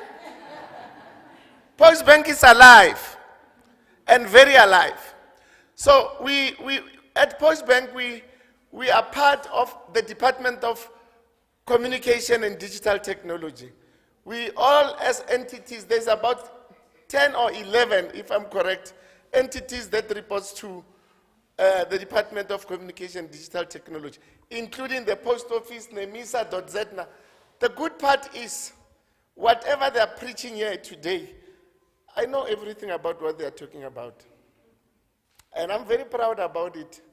And I would say I am a moving Google. I'm my own Google in the department. So, very, very important. Remember, main thing that I want to talk about is money. My responsibility at Postbank is to teach people about money matters. When I was on it's like KFC ki reke ne. I ke fetso reka change ka be 1 rand 10 cent. Umpe rand down time 10 cent tag. You'll know me better. You'll know me better.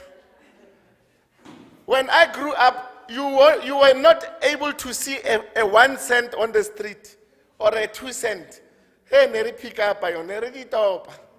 Today you move around, there's 10 cents, there's 20 cents, there's 50 cents. Only 1 rand, I don't see them on the street. Now, the reason why I'm saying this is, every cent count. Take care of the cent. The rent will take care of itself. If you don't care about that 10 cents, then there's something wrong about you. People will always say, cake no virus egg. No. 19 cents is part of what I'm talking about. Every second counts towards what I'm going to earn at the end of the month. Every cent counts, because if I'm running short of a cent to be a millionaire, I'm still not a millionaire.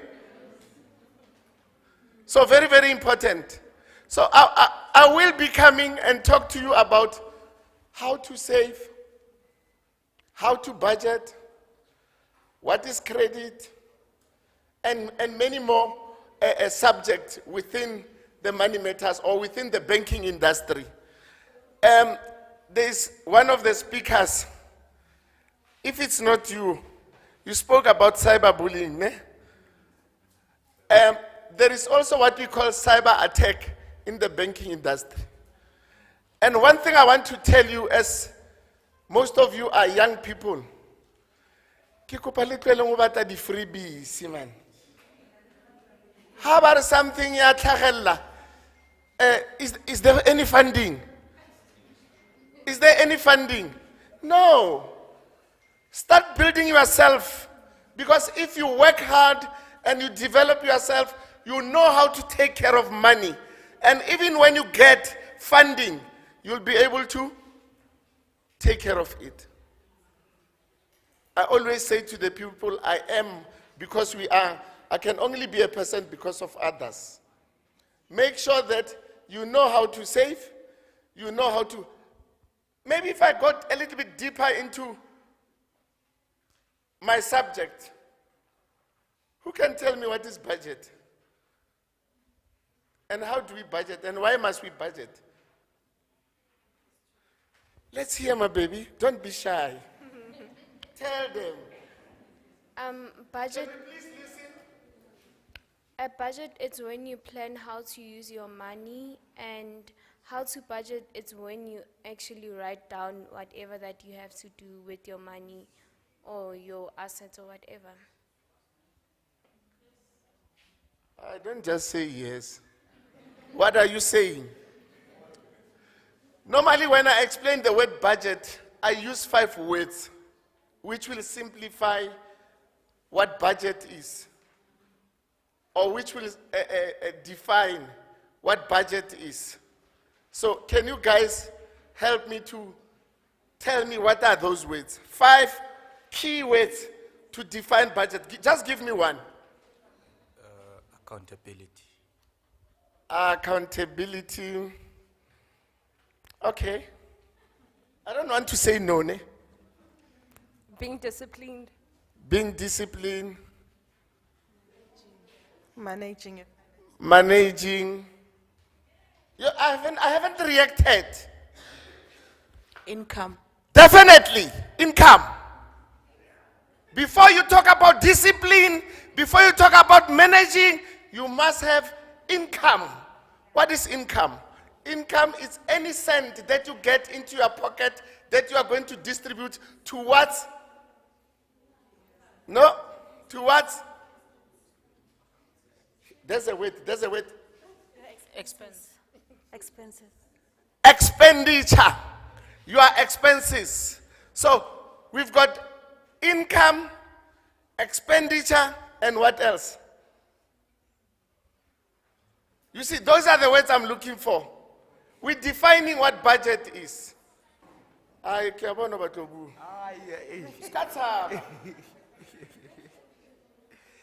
The king, owner's equity or Hi, nkasere no. Arale libala mumra, au bathong. How darling. Eish. Why is it keep working? You know, most of us, when you go and attend the program, they ask you, how was the course? Yeah, the food was nice. Do you want to say that to me? And I remember they've put me between now and your lunch. So I can be a decision maker whether we go for lunch earlier or later or not. Now I just want you to be very real. Last 3 words. And then thereafter you'll be able to join what budget is. That's the word. I want that word. savings. No. I thought you were saying what? You see, you were saying the correct word, then you listened to her. Debt. No. Okay, the next word, okay, let me give you the answer in a form of a question. You have an income, you have expenditure. If your income is more than your expenditure, what do you get? No. Profit is business. It's what you make. If your income is more than your expenditure, It's a surplus. you get a surplus. That's the third word. That's the third word. That's the third word. Now, if your expenditure is more than your income, you get deficit. If your income is equals to your expenditure, I got them, I knew it. Huh? Ha. Yes, you balance, but what do we say? No ways. What do we say? Shem. We say you have broken even. So we'll talk more about this when time arrives for me to do the actual presentation in terms of where, what, and how. But for now, I just want to say, currently as Postbank, We are a government entity, but I want to mention this to you. All these entities that are here are government entities, South African entities.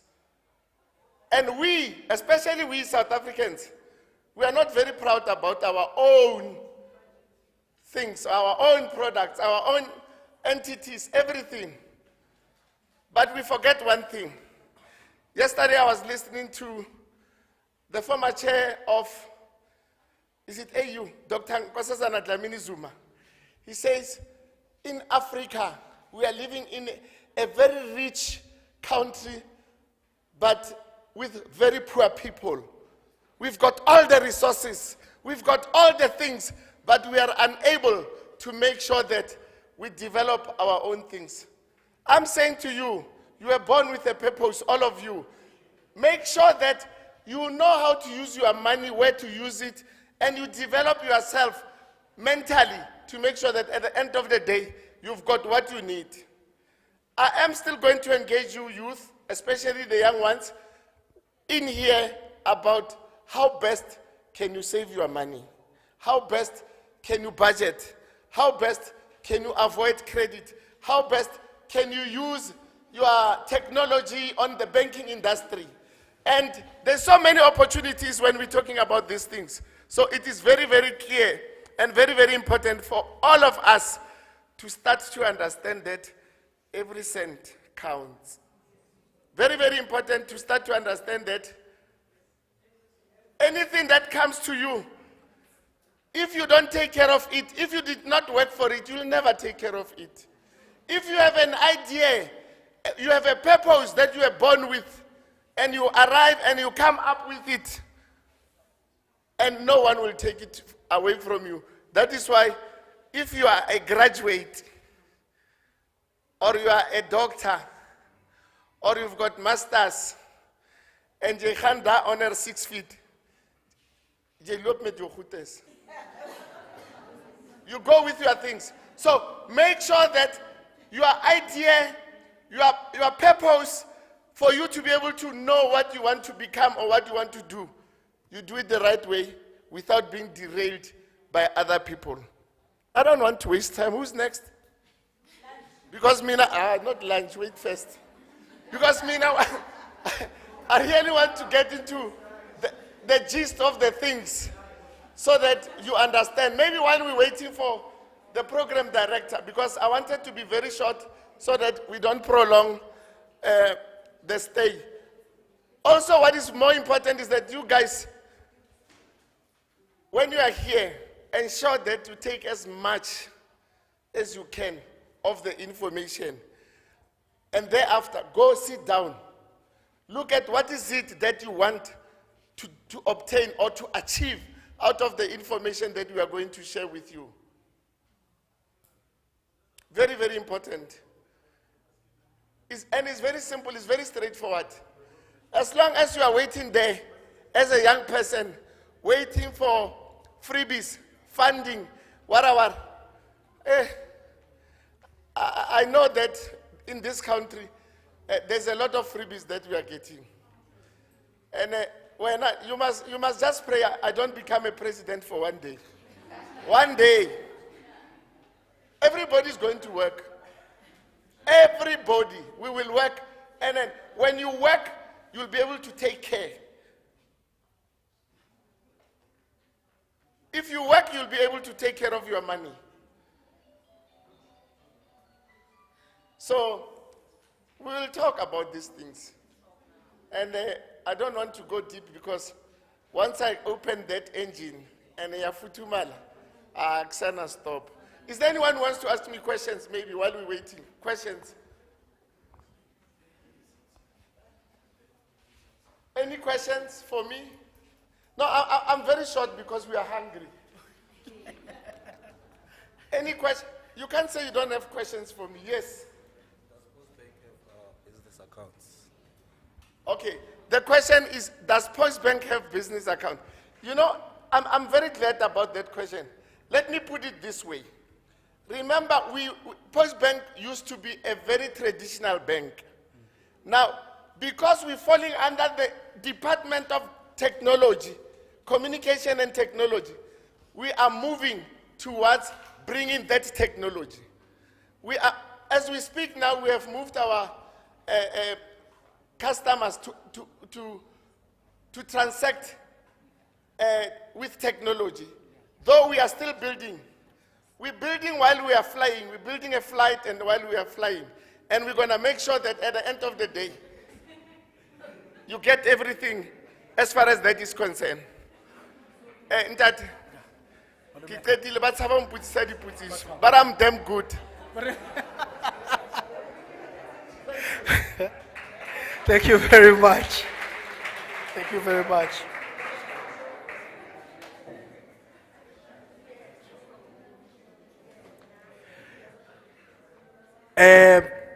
Before we go into our short break, and that the advocate was unfortunately had to go to an emergency meeting that he had to attend to, and I understand from his team that perhaps if there's anybody who still wanted to ask more questions, more especially I think about the ZEDNA and what they are busy with. I think, are you still open to take some few questions? If there were some questions, I already see that there's one, I already see that there's two. Oh, thank you. Okay, plus go class. Right here. Yeah, we're on. DJ, oh sorry, just 1 second, I just want to get do we have the microphone on? Is it? Yeah. There you go. On. All right. Wait, So we had question 1, question there. We had number 2 there. We have number 3 here. Do you have another question? Number 4. So catch your numbers. 1, 2, 3, and then 4. And then we'll take another round of questions after that. Please, guys, ninga sabi. Please, ZEDNA, by the way, they mentioned that they have an opportunity for you to make money. Maybe before they come in, let me tell you a story, a little bit small story about ZEDNA. All these things that you are seeing, I've said to you, we like things from outside. If we are using ZEDNA and there's a challenge, you'll be able to go to know where you can go. And this is proudly South African. So, and I want all of us, when we leave here, if you have an email address, at the end, it must have .za. Is it good afternoon? I just want to find out if you have the premiums, do you pay for the domain? And another thing is that if you pay, what are the packages and how does it go about? Okay, yeah, I think that's it. Who's Thank next? you. Can I take, take that one. the questions? No, Oh, you want to take all of them first? 3 at most. Oh, depending okay. on- Okay, I've got 2 questions. The first one is about, I think you said something about the trust. I also don't have a trust on those businesses that have a Gmail at the end, but is a good business. So my question is, if I had to check the authenticity of the Gmail or .za, how do I check? Do you have a system you can check on, or do I have to come to you to check on it? The second one was on, I think it's the same question as the sister, is about the subscription. I do the websites, so if I want to host them on your .za Digna, is there subscription or is it free, or how do I go about it? Who's the next person?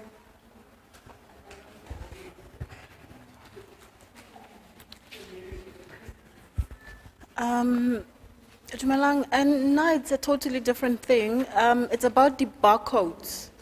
I don't know if you, I wanted to ask if you guys work with barcodes. I'm in a food business, we make sauces. Now we're trying to get the barcodes for our products, right? But we're struggling to find a solid company where we could actually source the barcodes. So I wanted to find out if ZEDNA, does it do the barcodes? Okay, thank you.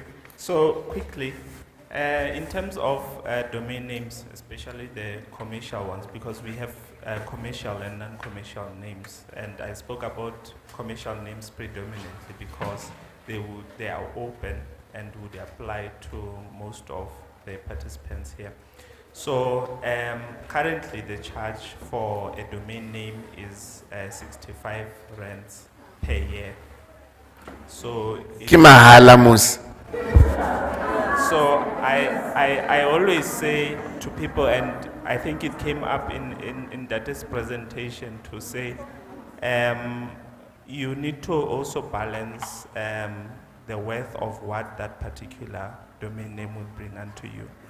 I know it may be challenging for people who are startups, but believe you me, that particular investment will take you a long way in terms of ensuring security and guaranteeing the ownership I spoke about. I think I cannot overemphasize that because it just singles you out and enables you to have a direct ownership over that particular domain name.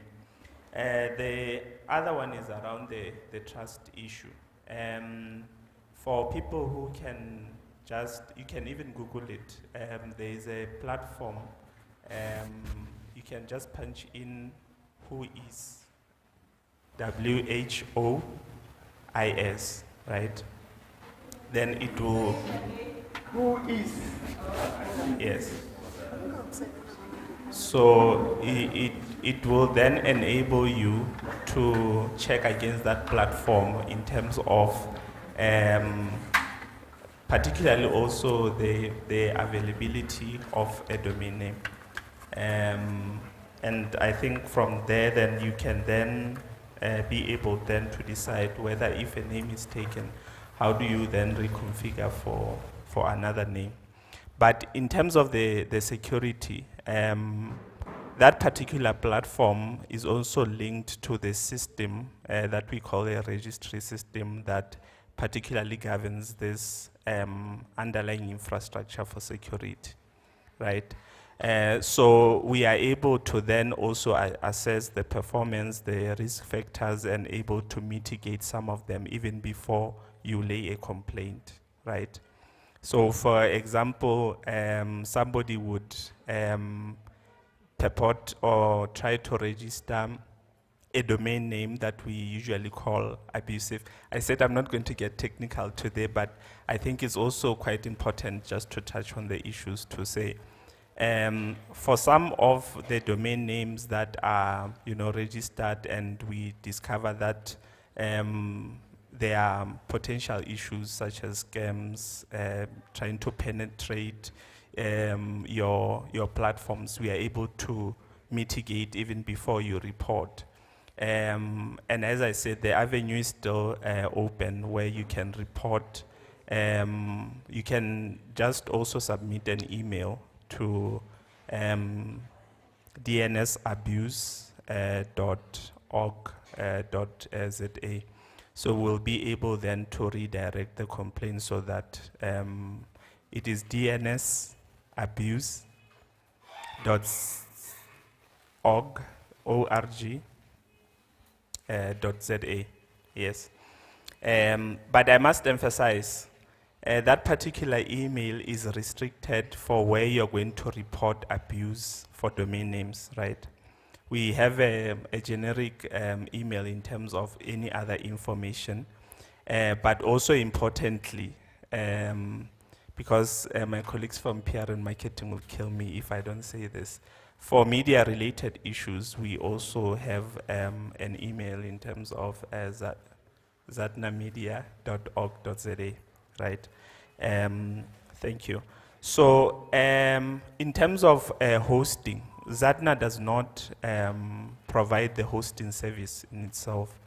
We have a pool of registrars, both locally and internationally, that provide services for domain name registrations.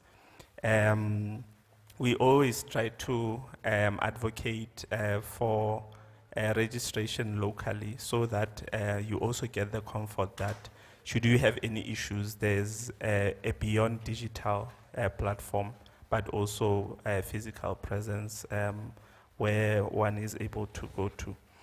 The last one, ma'am, we do not have barcodes. We deal primarily with domain names and that infrastructure. I don't know if we want to overcommit, but one of the issues that places us here is really trying to help you to solve the problems. So I think I'll commit myself and the team to just establish maybe those avenues. It's not within our mandate, but we'll do as far as possible to try to lead you in the right direction. Yeah, thank you. Any further questions? Last round? Last round? Okay, let's do the last round. One? Last round? Okay. Okay, there's just one last. Okay, maybe before that, just an add-on. I think I left one of the critical issues because you have the domain name cost, which I said currently is 65 rands. But also, the different service providers that I spoke about offer what we call add-on services, right? It includes your hosting. If you want them to manage your website for you, then you have the discussion as to the amount over above the 65 rands, right? But if you are able, for instance, to get your own developer and they can coordinate that particular issue for you, but the actual domain name costs 65 rand currently. Thank you. Last one. I know he says he talks a lot, but sometimes I can talk a lot. Just to close off, I think also, and we've seen this in terms of reputable businesses, because they understand the issue of brand loyalty, right? When they've built the trust, then they tend to register a name more than a period of 1 year. And the advantage with that is you are able to register a domain name over a period of time limited to 5 years. And if you register it this year, then you are locking the price for the other years to this price of the year. So if there's any escalation, then it wouldn't affect you, right? But if you register it for a year, after a year you have to renew it.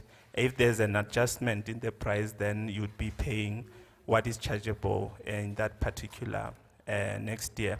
But just so to alarm you, even the adjustments, whenever they're made, they're not really significant. Yeah. Okay, good day, sir. I just want you to elaborate more on the money part, how we can resell, for example,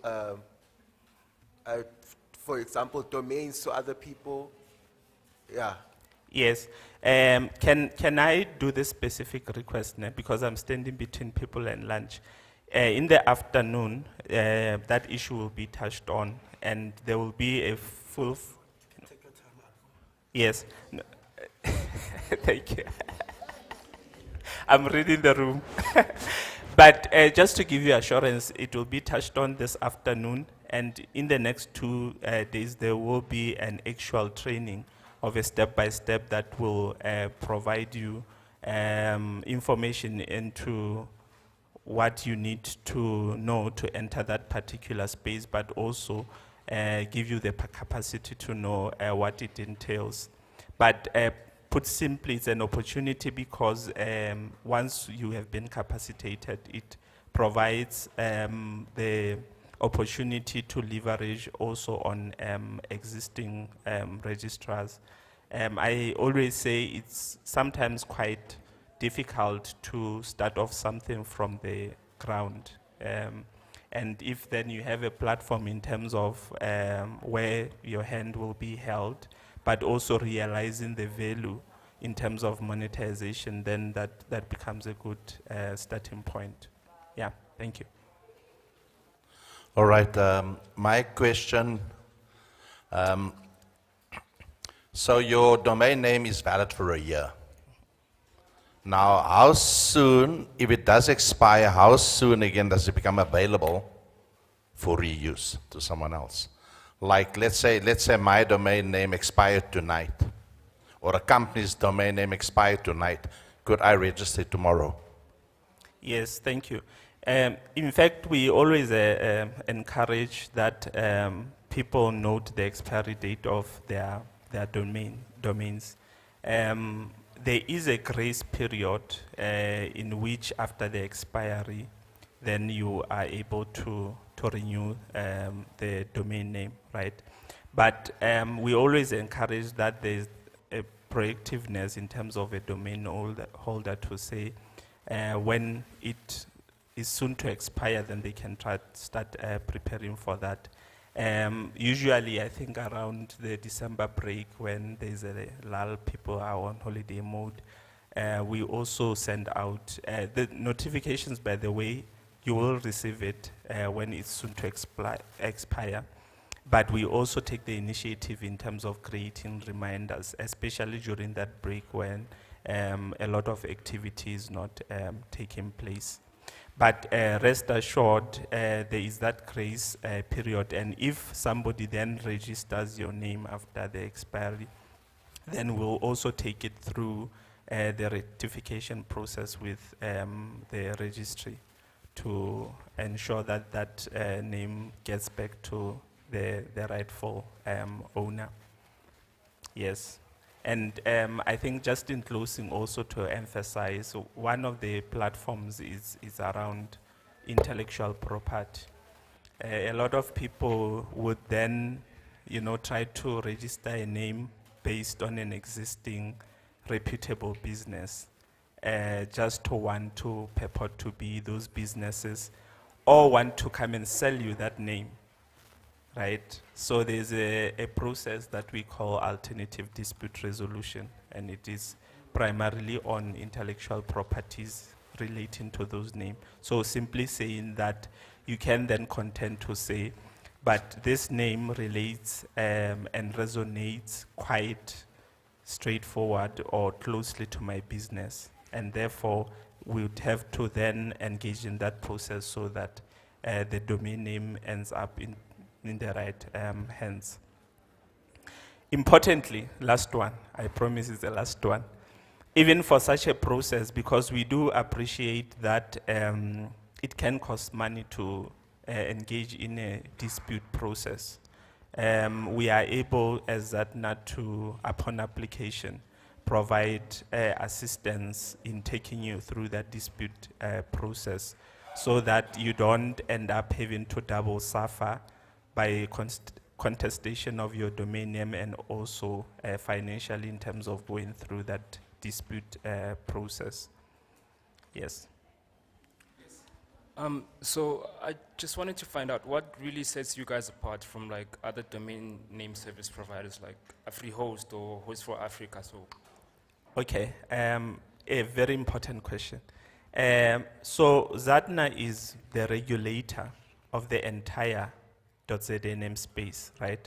Meaning your AfriHost, which is a registrar, then has to follow the policy frameworks that we have put in place and the governance model that operates within South Africa. Yeah. Thank you very much. There's a question for you here. I think majority of the people are not asking. So if I have a small business such as perhaps selling goddess or any other, a barber shop, yes. Yeah. Why is it important for me to have a domain name? All right, thank you. And I'll answer this because it also, I think I touched on it, but just to be more specific, it would set you apart, right? I'll make an example. There can be 5 barber shops in Alex, right?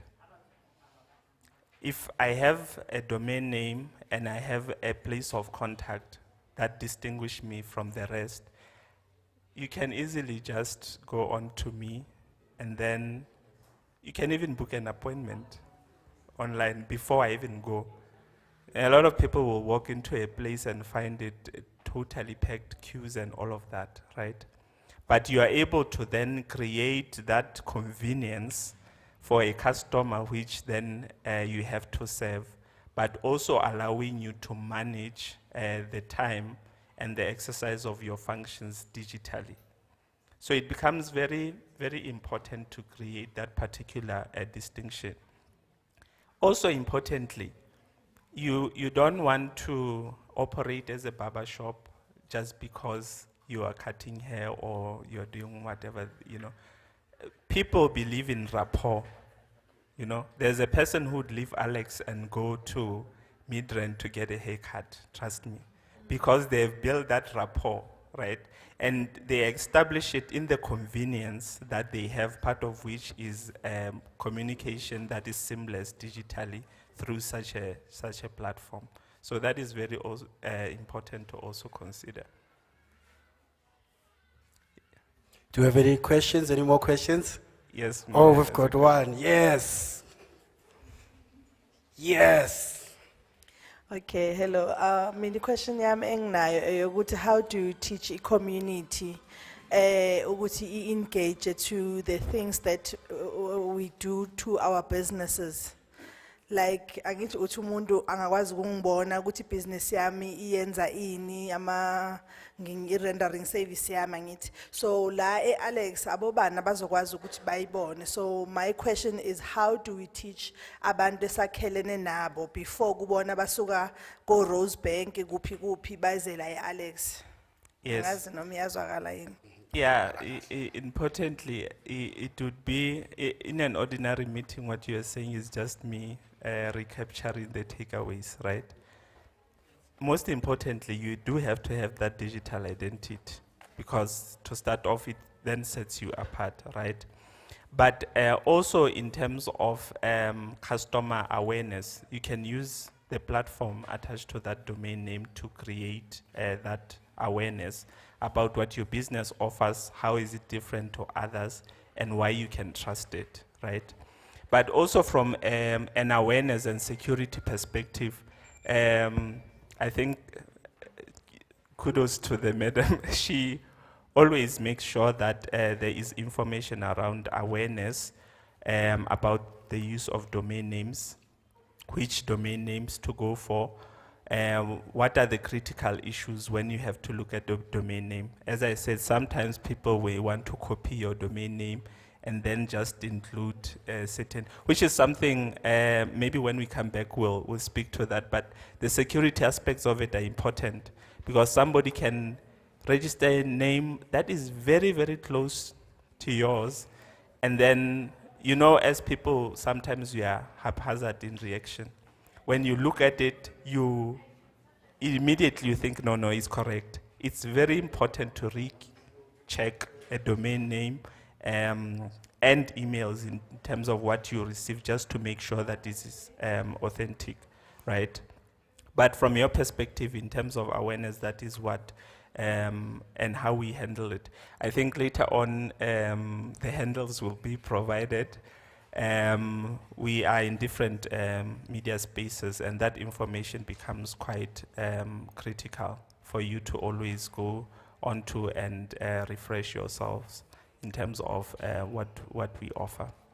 Advo, can I come in there quickly? Sorry, guys. I just needed, on the question of digital marketing, with Trevor, I was told by a little bird outside that you actually have something to say actually about that, in terms of how people can put themselves out there even further in the stage. So in terms of the digital marketing space, if you could just add a few words on top of what Advocate has just shared right now. Thank you. Yeah, so at NEMISA we have, you'll actually have that course presented in the next two days through VUT, Collab, Val University of Technology Collab. It's called Digital Entrepreneurship, okay? So as part of the main aim of that course, it links with domain names, because the very foundation of the whole thing for you to digitize your business is to get a domain name. And then thereafter, you need to have content that goes into your online presence. Because you need to be present online. Content is the products that you sell, or the pictures of those products, or whatever that important, or how to access, or explaining to customers, things like that. But as part of that course, it is really, that course, the key things in it is to expose you to digital marketing, which he mentioned, which is about how to sell your business online, or to sell online, either through social media or other online means, like your Google, for instance, so that when people search, your business comes at the top. When they look for shoes and they are around here, Google is able to pick up your business. You say, no, that guy sells shoes. And then you get calls, people making orders, something like that. But apart from that, they call it SEO, ne? Yes. What you mentioned earlier. The search engine optimization. It's like you optimize your business so that when people search, it's the one that comes out. All right? But apart from that, it's also on social media that you can do adverts, and those adverts are so cheap on social media. They usually, you can actually run that advert yourself, so long as you have content about it. You can say, I want this advert to reach all males in South Africa, or all people of this age in South Africa, and for these times of the day. And when they open their phones, that time of the day, they see it. I can tell you. And then it will push likes, but apart from likes, it's all about converting that into now customers, people who want to buy. So you need to always keep when they ask questions, how do I access? You answer, don't keep quiet. You respond and you are honest, you don't lie to the people. But apart from that, the online access by customers, that's important. You need to have a platform where online, or people can place orders online. And then apart from, so that it's the entire value chain. You don't just market and then they get stuck. They don't know how to access you. There has to be a platform or an online shop where they can make orders and you see them on your side. But apart from that, you have to make sure that there are logistics for you to deliver those things to those people. You might need strategic partners that you work with, not only the motorbike guys here, maybe a courier company that you will work with, or post office. I would say go to post office. That you work with, that will run the logistics behind your selling. Do you get what I'm trying to say? So that's really what digital marketing is all about. But apart from that, that digital entrepreneurship course introduces you to online payments, because people will now will need to pay, isn't it? And they can't travel to Alex to pay you in cash. You need to have the capability to run online payments, and there's service providers that like FastPay that you can partner with for them to enable your business to have online payments, so that money comes in. And obviously it'll create some costs for you to pay those partners because they enable you. And you need to keep your marketing refreshed all the time with new products, understanding your customers, what their needs are, and so forth. But that course will cover that. Also, yes. There is also a course on digital marketing on the platform. Yes, on the platform, on NEMISA's platform. There's an online course that you can do on your own. Digital marketing. It's there. It'll show you. So, that's what it really covers. But domain names are really like the bedrock of the whole thing. You can't do all those things without a domain name. Thank you.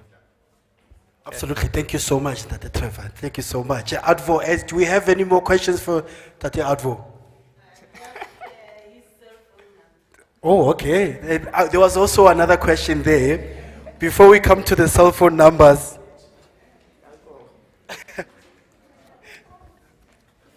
Okay. Okay. Maybe clarity on two things. One, 65 rand is per domain. Number two, can I host multiple domains under one domain, or should I pay for more domains? Or like he asked for AfroHost, can I make my own AfroHost so that I can host multiple domains? Or is that 65 per one, not multiple?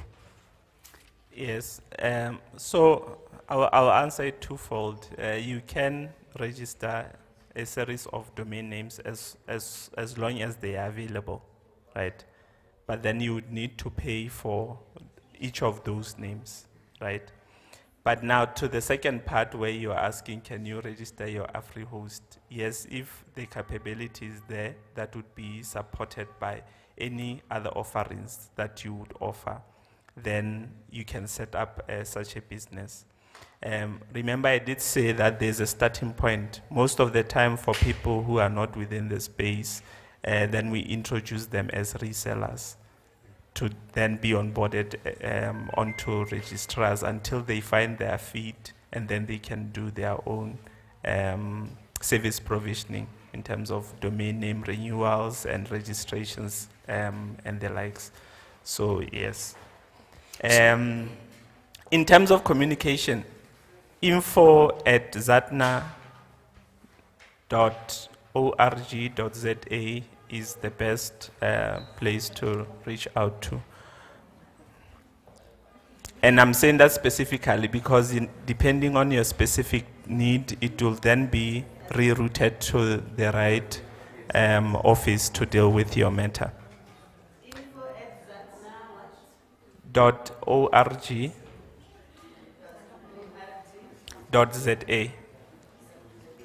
Yeah. All right.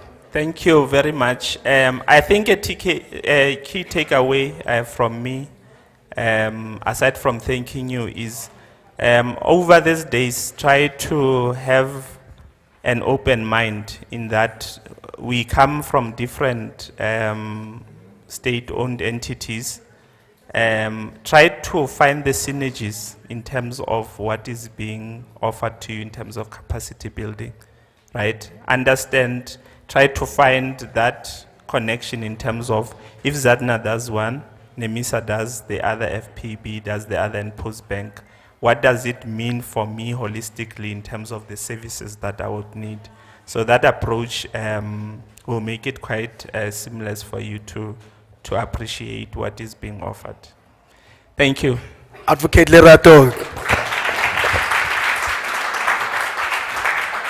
Thank you very much, Advocate. Just a reminder, ladies and gentlemen, we are actually streaming live on our YouTube page, the City of Johannesburg YouTube page. So we have the world also watching and interested in there.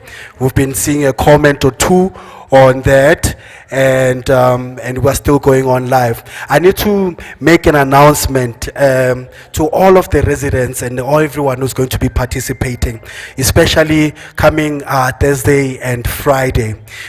What's going to happen here is that during the lunchtime, please, if you have more questions, more technical questions, we've got all of the stalls that are here. Everyone who has spoken, from Postbank all the way to Zatna, is also there. Nemisa is also posted outside. If you have many sort of specific questions and you were a little bit shy to speak on the microphone, it's okay. They are here. They're going to be here. At around 1:05, I'm going to open the doors at the hall next door to us. That's where you are going to be served then with your lunch and your drink. One more announcement. I see there's another announcement there. Yes, ma'am. Okay, perfect. So we have Postbank. Postbank is going to be here with us from today all the way up to Friday. The other service that they are going to do is that if you have or if you know anyone who would like to get clarity and assistance in terms of the SASSA, right? Please tell them to come through tomorrow. Our classes are going to take place at Gwabegilanga. So the opening is here, but our classes are going to be taking place Gwabegilanga. But all of that information is going to be communicated to you. We've got 2 classes that are going to be running tomorrow. The first group around about the same time, there's going to be a class for SMEs. So if you are already in business, you've got a micro business, you've got a startup, from car wash all the way to a salon, all the way to providing internet services, all the way to recycling. Any form of business within the startup space, and you already established something and you're just looking for that one step ahead. We do know that we are those who are in service of service delivery amongst us. Actually, it's also beneficial for you too as well. That class is going to be happening. It's for SMEs, for resellers, and obviously for digital enterprise. And then the second class that's going to be happening tomorrow, concurrently, we're also going to be having what we call the digital entrepreneurship, right? There is a bit of a difference. It's same, but not same, but it's same, you know, but it's not same, you know. Those classes are going to be running there. So as we go for our small break while we wait for the doors to open for our lunch, please make sure you go there to the Nemisa gazebo. That's where you are going to be then put into the different classes. Please ensure, those who are watching online, please ensure that you go onto the link and ensure that you register for the day and for the class, so that you, because we've got limited spaces for that. So the sooner you do it, the better you can be able to gain really a lot more about it. Just let me just hold that to that. Can I just give it over to Ntate for the post-bank announcement? Thank you very much. So tomorrow we have invited our team from Postbank that will be doing the card replacement. Remember, in Postbank we have those people who are having the old SASSA Gold card. So the team will be here to come and assist those who must come and replace those cards. Please inform those people, even those who have got some challenges in getting to know more about the SASSA card replacement project. The team will be here tomorrow the whole day to be able to be assisted by the team. Then inform other people around LX that we are here and they will be able to get assistance. Thank you. Thank you very much. We've got another announcement from Osvi. Sound DJ guy, please prepare music in the background. We're about to go into the break, please. Thank you very much. Kikupa, each and every one of us in here to please go to the Nemisa table to register for tomorrow. The programs that are going to be done, the DNS reseller, digital entrepreneurship, are done online. We are going to do them face to face, but we want everybody to register so that when we do the class, you already are registered and you are accessing the material. So can you please make sure that we do that today so that tomorrow when we start, everybody logs in and the training starts. Ke a leboha.